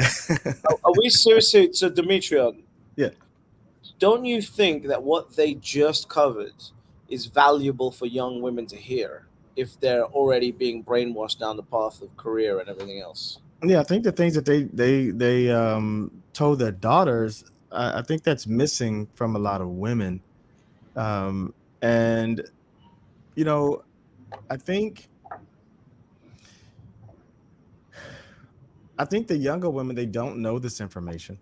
You Thank know, they're not hearing it, so Yes. they're really not prepped. So if they were hearing this information from age 18 to whatever, 18 to 30, then by the time they're 30, they would be ready. And this is Um, why I'm saying mhm. that Letitia should focus on sharing this, what she just shared, what Liz just shared. That is what, because even if a woman is being brainwashed by her university, she should have the opportunity to hear this side of it from women that have done it. Right, but British. That I is true. What he's saying, Letitia. Let me explain it. But because I see what you're saying, Letitia. What you're saying is based on your, based on the market. But what he's saying is based on a future market, because there's the current market of the people that are in market for your services today. And those people tend to be older because the younger people never had any training up to this day. So now we're at the 32, 33-year-old women that are not ready to get married. And when a man says, "Hey, I want to marry you," then she's not sure she wants to do that because she's protecting and providing for herself, and she thinks that that's enough. And those women, those women at 32, in about 2 years, they're going to be desperate and wanting marriage, but then they would have hit the wall. And you end up like Khalees, who's trying to marry Bill, what's his name from Bill Murray, and how Bill is Murray, that yeah, Bill 72 Murray. years that old. is not hitting a wall, sir? Bill Murray at 70, Bill Murray's 72. Well, She's hitting the That wall. is right? Bill not Murray's not. wall. Bill Bill Murray Murray just upgraded. Khalees, that's no. upgraded. Khalees upgraded I from mean, hold on. every Khalees day, is all day. wait. Khalees is 42. She is the ex-wife of Nas. Yeah, we know that. So what I'm saying is that Khalees hit the wall. She's dating 72 years old.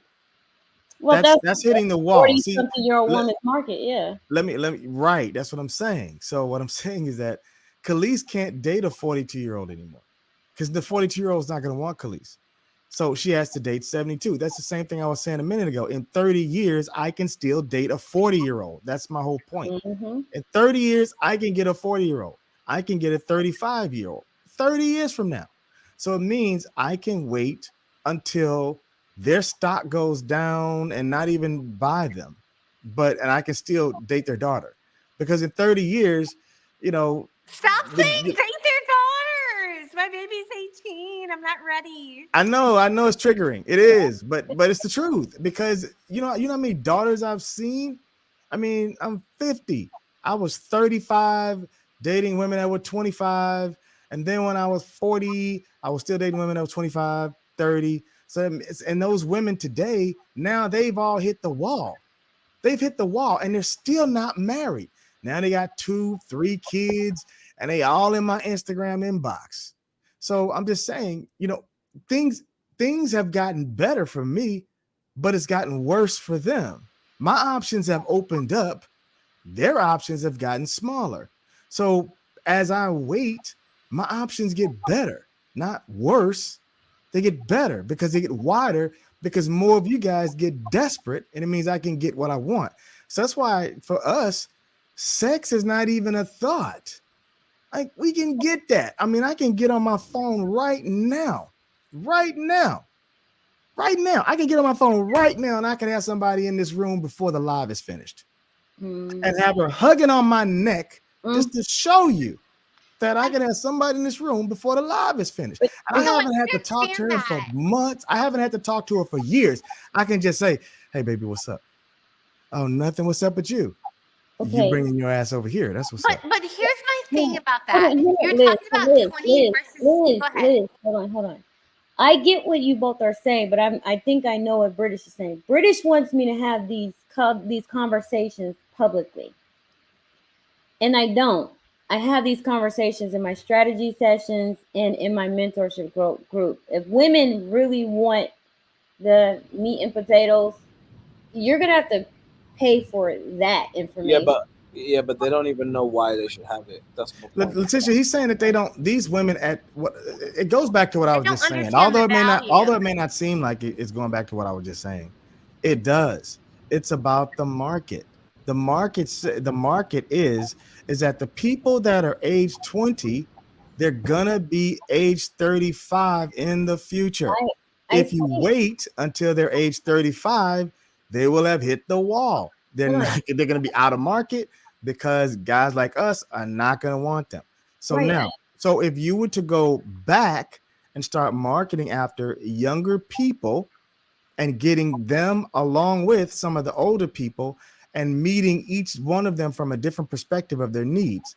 So basically, and this is just marketing, the needs of an older woman is different than the needs of a younger woman. So the 35-year-old woman is 35 to 45.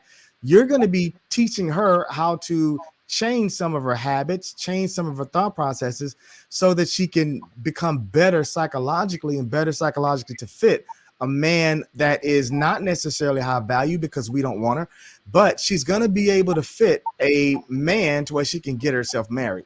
Then what British is talking about is saying, okay, but there's also the women that want to marry high value men that are potentially in market to do that.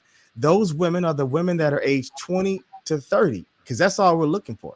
And maybe 32. Other than that, we're really not looking for anything other than that. But And we really don't go down to 20 Oh, unless we really wait, planning on wait. training. Can you but just you're can you pause for a second? hold on, Liz, because I'm trying. You're telling me that's what I need to do. That's actually what I'm doing. If there is something that I need to be doing different, because you're seeing something different, you're seeing that I'm not doing that. No, I'm not. I never said you weren't doing it. Hold on, British Clubhouse aside, because British is like, we get in these rooms, Letitia, and all these women are old. They have, if they're young, if they're in the age demographic, they have Don't be kids. calling me old, British. No, Liz, you are married, or they're desperate, right? So we don't want those women. So outside of Liz that, is just buzzing over there. That's all. right?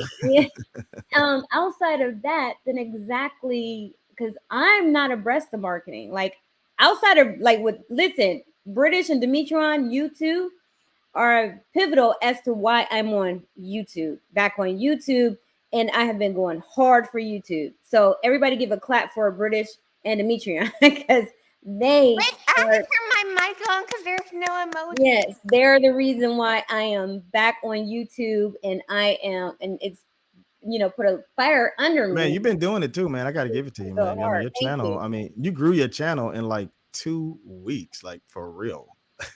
I mean, this is like So, fire.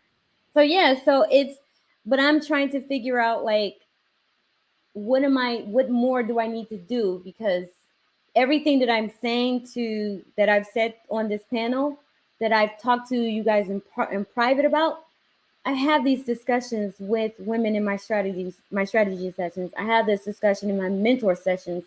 um But it's the clarity of the outcome.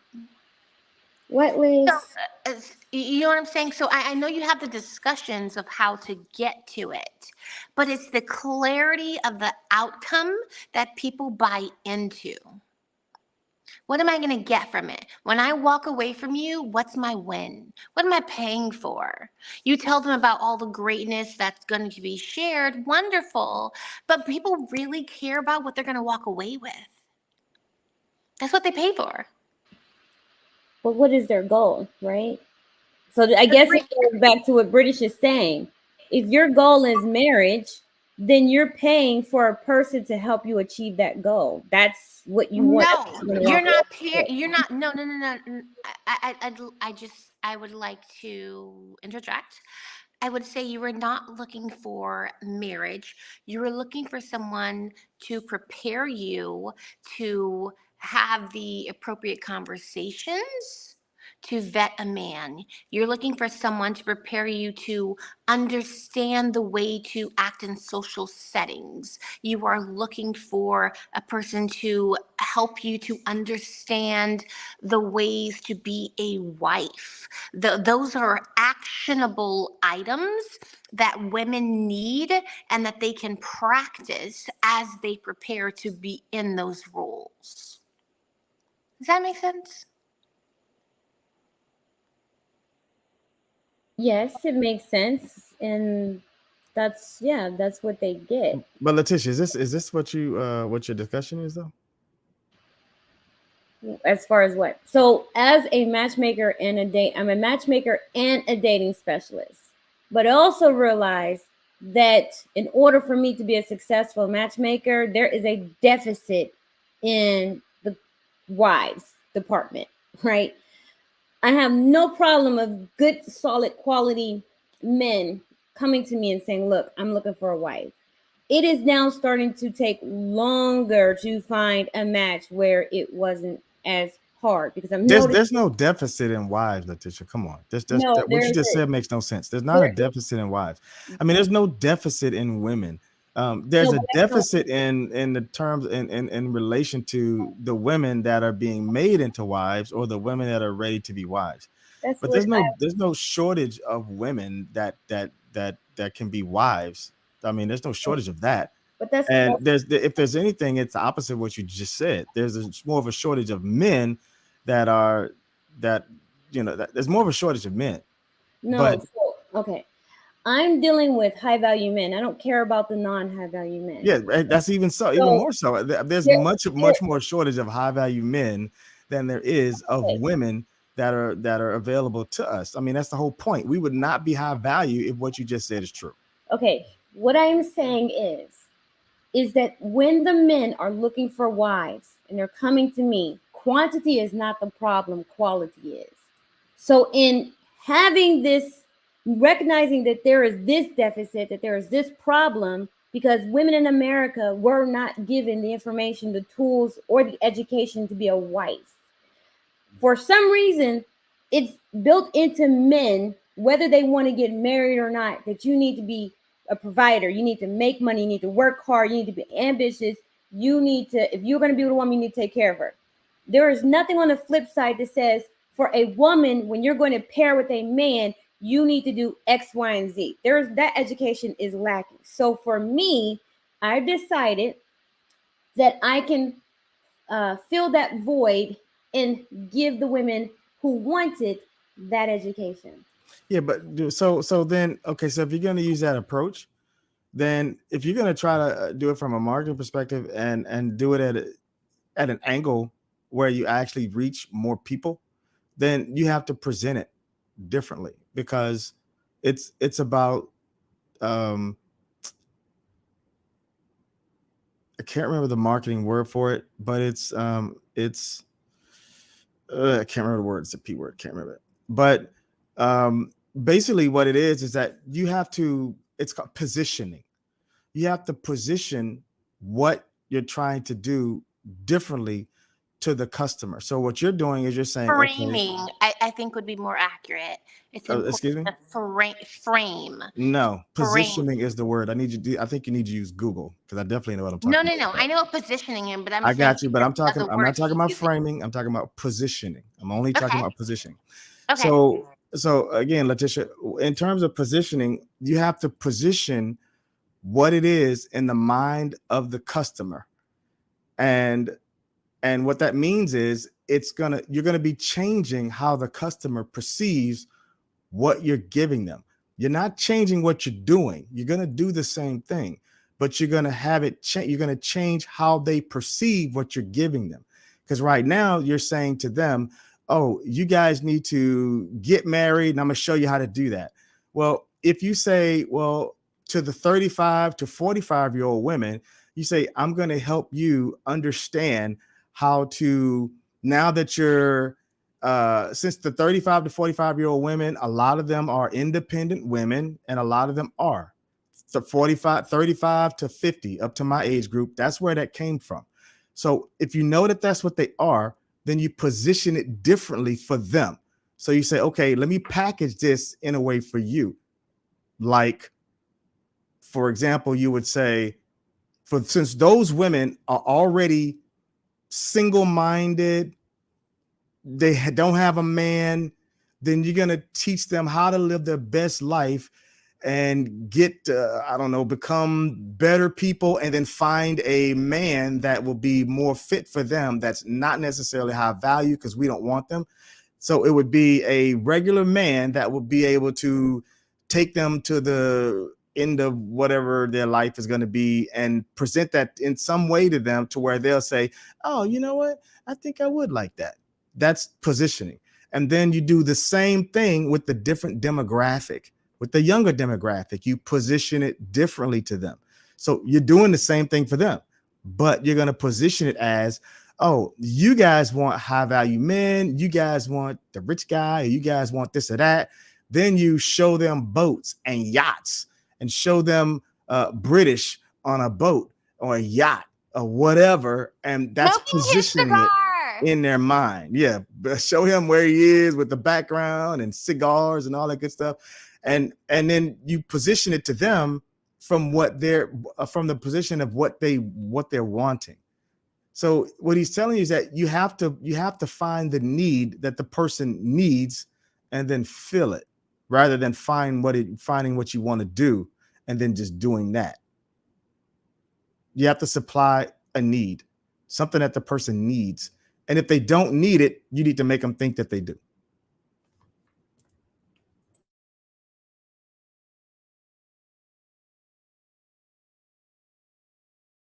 all So that was for free. I would all probably that was normally for charge for free. $1,000 for Treat that. you with all your freeness. Yes, yes, yes, yes. This is their hands bowing. So I would say, um, so I work in M&A, like I do a lot of work in there, and what I find very often is that, and the reason why I brought up framing was that I may be spreading the same message, but depending on who I talk to, I frame it so that it is most attractive to them, which means my message is not the same across the board. When I stand in front of 300 people at one company or whatever, another company, or recording a video that's going to be public, my message is always different. My tone is different. My smile is different. All of the things are different because I am framing it specifically for that audience, because their interest, their points of insecurity, the elements that may be attractive to them or that may add value for them are always different. So in my practice, in my business, I have to practice framing each of my interactions very specifically to that audience. I don't know if that's something that's available to you, or that even makes sense at this point in your business, but I think it's relevant to consider. What are what are the group that you're speaking to? What are their current issues, right? Where are they trying to get to? What are their goals, and what can you offer them that they cannot get without you? Yeah, and just for clarity, so framing is where you have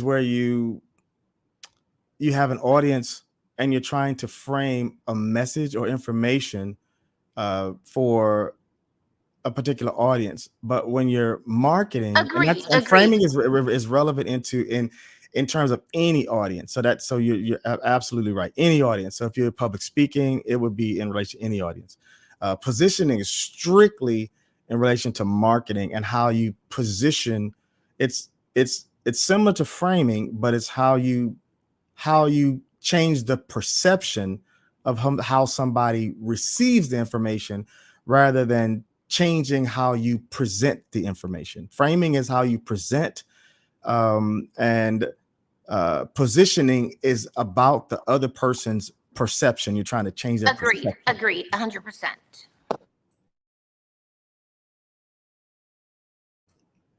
Letitia, we're not charging you for that, okay?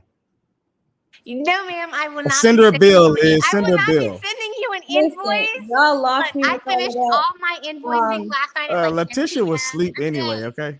No, y'all lost me with all of that because I'm like, Hey, when I said positioning, No, if I didn't say when I said ma'am. positioning, if I didn't say doggy style behind it, Letitia would sleep. Wait a minute. Don't you no, no, no, ever, no, no, no, no, no, ma'am. no. Here's the thing. I'm like, y'all are, I don't know, like maybe I should invite y'all to a master class of mine for a strategy session or something so Look, y'all where can are understand you? We'll exactly just what fly it to is. you and have dinner and talk. How about that? No, so the thing is that the only thing that I was curious about is what does it look like to target an audience of 30 and under? That's it. Like I get what they need. I think that's why they listen to me. That's why I have so many followers, is because they understand that I understand their needs.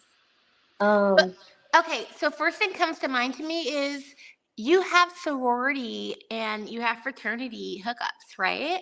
So maybe that's a start, especially if you're targeting Black communities. Like you got you got to know somebody who's Delta. You have to know somebody who's AKA Sigma, whatever, like Theta, whatever. Like get in there, like that's a start. Those women are coming out of college, they're graduating, and they care about their social status. They clearly want something growing up. They want to make sure that they're marrying well. Their parents care because they're paying the dues. Trust me, I know I'm paying them. You know what I mean? Like maybe that's a start. And that's my first thought. That's the first thing came to my mind is if you're looking at 20 and up, you're starting at people in college. And where do you hit people who are in college who care about their stance in society? Sororities and fraternities. Wow, that's smart. That's a good idea. British, why are you yawning? You tired, British? Don't be Um, yawning when I'm speaking, sir. this is like this is turned into this is turned into a marketing rebranding conversation. I think we have two marketing specialists on the app on the stage, and they just got excited. I know Demetron gets excited when these conversations happen. No, He I don't. No, I don't. I'm just telling you what it is. I don't get excited for this. This is No, like I'm like, I mean, I'm that's an like M&A telling a person, chef that he's so. excited to eat some cookies. I mean, to well, me, I think a this is like nothing. I'm just kind of giving you some dialogue because they were giving information on this, and I'm just adding to it. But I okay. mean, British I should really don't be have given the anything to offer in platform. terms I of like, I think this. the I'm not a marketing and advertising person, but I mean, I have a multi-million But dollar I think we've business. all experienced it, right? Like we've all been through when it was gone very well or very bad. I think we've all had that experience. I think the point, the only point that I'm trying to make is that Letitia assumes that there are a lot of women out there who understand why they should be married. And all I'm trying to say is that there isn't. They don't understand because they've never had the conversations about why marriage is important because their mums and dads have told them that they're in securing their independence is important. And I think that having it might sound strange to both of you because you've taken your daughters down a particular path, but I can certainly tell you that there are many young women out there whose parents have told them to focus on their studies and their independence and their careers because that they shouldn't rely on a man and all this other stuff. And I think helping women understand, or at least having that opposite conversation, is important. And saying that it's behind a paywall, I don't, at that point, we're discussing marketing at that point, and I think that's the wrong way to market it. But that's again my personal experience, my personal opinion, and I'm not in the industry of, you know, trying to help people figure out how they need to get their life together. Um, my goal in my personal business is helping people realize, men and women, why uh, they need to be in the right investment so that they have the opportunity to negotiate with life years down the line. That's what my purpose is. And again, it all starts with the why. The why is very important. So yeah, that's all I have to say at this point. My beliefs are very simple anyway. When it comes to high value men, the percentage is getting smaller and smaller, and there's not enough. There's not, like you said, like Demetrius said, there's not enough women to fill the gap. So rather, there's not enough men to fill the gap of women that want them. So you don't have to worry about the men. We're good. It's all going to take care of itself. And most importantly, life will give you in a complete opposite vibration to every choice that you make. So keep making the choices, and you should dictate the quality of the choices by the quality of the results that you get. But I think that I'm done for tonight. So it's been a pleasure being on here, Letitia. Pleasure sharing time with you, Liz. Yes, and after my second glass, I think I should probably stop. I don't drink alcohol, so I don't know anymore. So I don't know what that feels like anymore. Well, it's okay. My popcorn bowl is almost empty. All right, so I'm going to give some lasting thoughts. Okay. So thank you all for joining the panel. I think this is a great discussion, and I hope you guys come back. I think I'm gonna do this again next week, but I'm gonna do it on a Sunday and do it earlier because Okay. You you are know. supported like 120%. Thank you, Liz. Um, You're one of my biggest supporters. I appreciate it. yes, I am here for you all the way. And my cousin, like, she thought she was like things are going well, but I'm sad Wait, Liz, what happened? I was getting a report. Ah, she dropped off before I could get the report. So ladies, I know that hearing some of these hard discussions, hearing some of these conversations can be very, very hard. It can be disheartening. Um, but I would not, I would be doing women a disservice if I did not allow women to really truly hear and hear what men are saying, how men truly feel. Because I think that's what was lacking. That's what was missing. For decades, like that was not part of the conversation. Like for decades, men kept their mouths closed about how they really felt about women. And because we're women, we don't think like them. Our brains are not like theirs. For some reason, they thought we would automatically get it. But for us, a man who pays us attention, who takes us out, who buys us gifts, who has sex with us, likes us. Because for us, we wouldn't be doing all of these things if we didn't like the guy and didn't want a relationship. But men can do all of that and not want a relationship and not want marriage. But for a woman, if she's having sex with a man, she's spending time with a man, unless she's a prostitute or a escort or something, or something, she's a sex worker. She does that because she wants to be in a relationship. So we women automatically assume that men want that, and men who are moving like that want the same thing. So I'm here to tell you the truth. I'm essentially going to be a truth bringer, that just because a man sleeps with you, just because he buys you gifts and all of that jazz, means absolutely nothing. So you need to start there. You need to accept that just because a man is smiling in your face, that he wants to be in a relationship with you, wants commitment with you. That's not true. You need to learn how to properly vet. You need to learn how to have distinction, and you need to learn how to have discernment so that you're not just giving yourself away to any man. For the women who want high value men, they like women who are exclusive, women with the highest value. Women with the highest value on the mating dating market are women who are exclusive and not every man has access to her. You also need to understand that waiting too long to get married, regardless of what people are saying, you're too young, you need to settle down. You don't need to settle down. And you have bitter people who chose wrong, and they were stuck in these bitter marriages because they were too young and they didn't have the proper tools and education on how to be a wife. They didn't have someone to show them how to choose properly. Like those times are no longer. Now there's so much information out here. There's no reason why you should be stuck with a bad partner.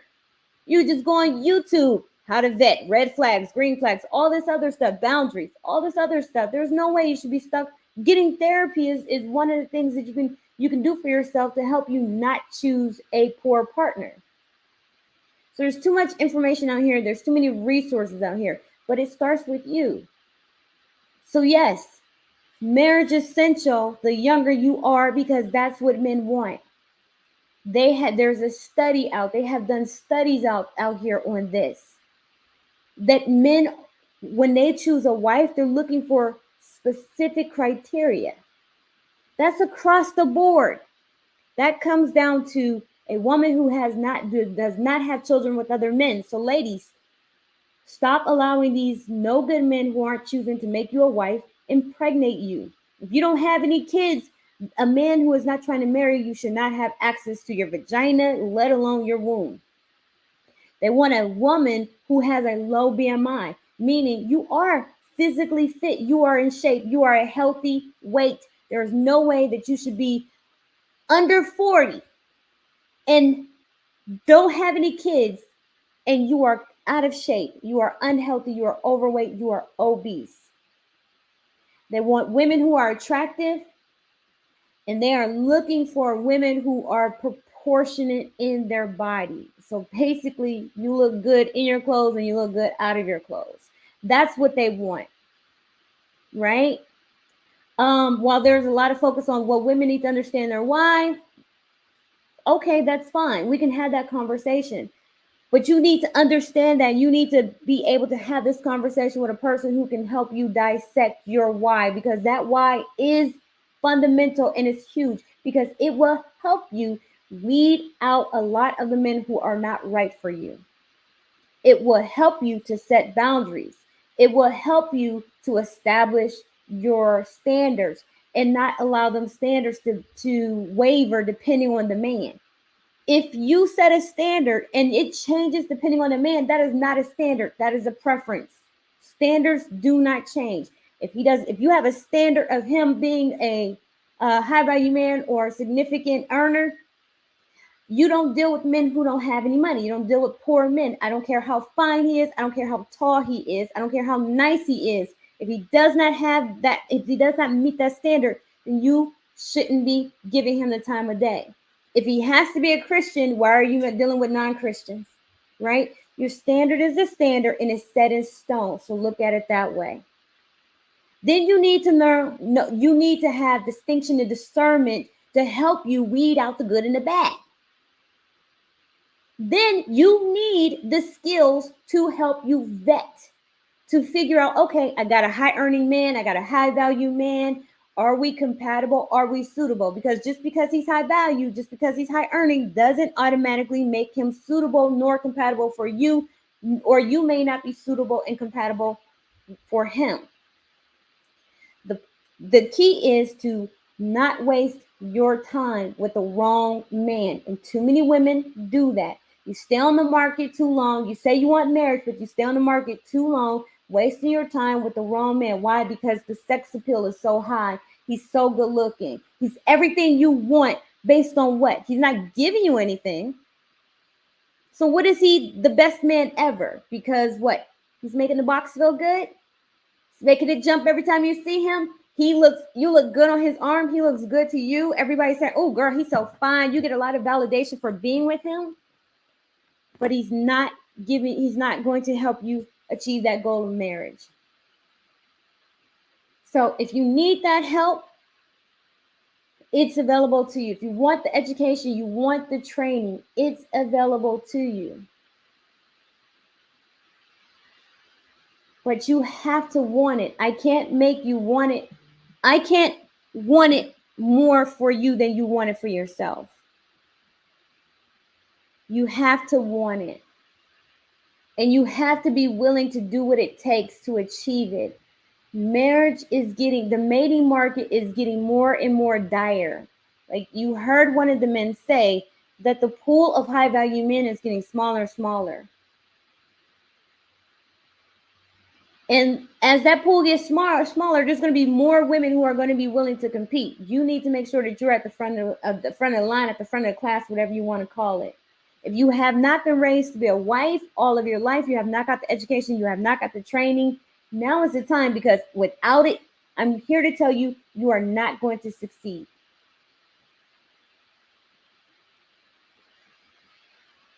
Ms. Riri, if you're still watching, yes, you can still join the program. You can still join the program. The program is open to women who desire marriage. The mentorship program is open for women who desire marriage, and I will I will guide you from the getting to know you stage all the way to the I do stage.